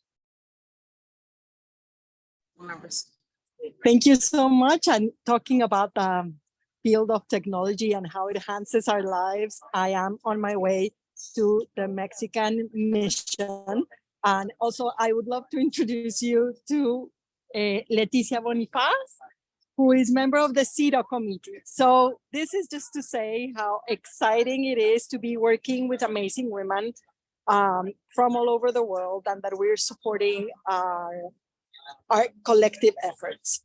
I think after listening to the amazing experiences that colleagues have shared, it is clear that at CSW, what we need to be doing is proposing programs that we can be implementing and reporting on in 4 years when this theme is reviewed. So I give you an example.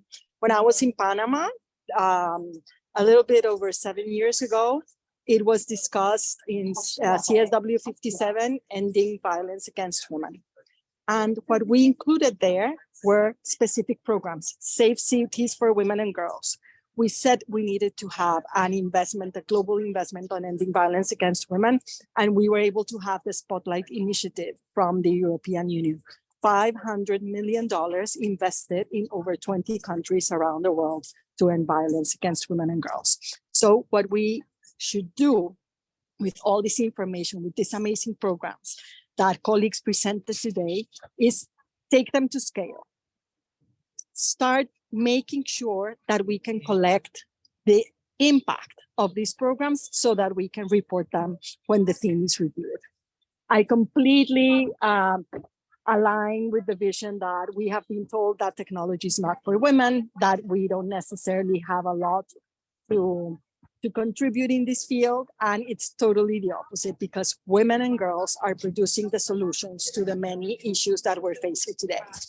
Another very big part, and I'm so sorry that I will not be in New York to greet you all, is the importance of sticking together and knowing what's happening, knowing that the CSW is the largest meeting of women all over the world, that these themes allow us to focus on specific topics and allows us to work in a concentrated way so that we can review the impact.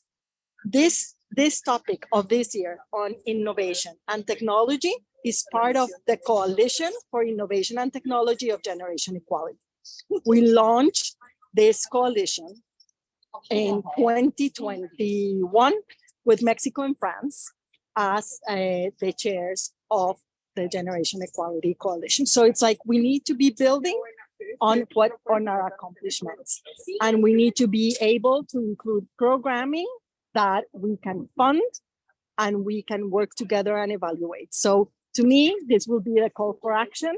I hope we can meet back again when you come back from New York and we can start working on the implementation. It's great that the colleagues from ITU, the colleagues from the different organizations shared all of the amazing work that they have done, because my dream will be to implement these programs from Geneva and implement the Coalition on Innovation and Technology as a critical way to reach gender equality by 2030. I thank you very much, and it's always a pleasure to collaborate with you. Thank you very much, Adriana. That's very, very nice of you.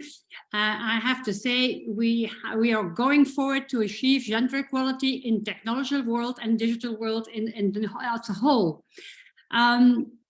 I have to say this was such a productive session that we thank you all for your contribution. We learned a lot, that to empower women and girls in the field of technology, actions must be taken by all of us.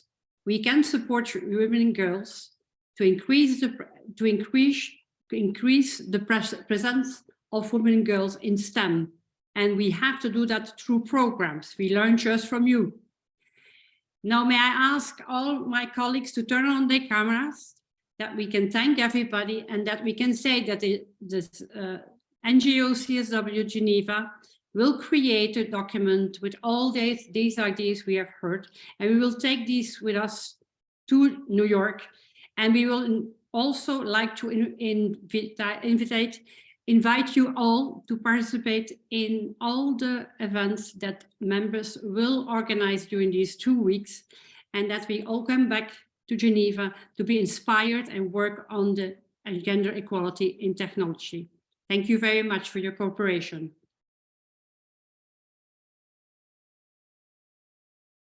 Thank you, everyone. Bye-bye. Thank you, everyone. Thank you so much. Thank you. Audience, everyone. Thank you.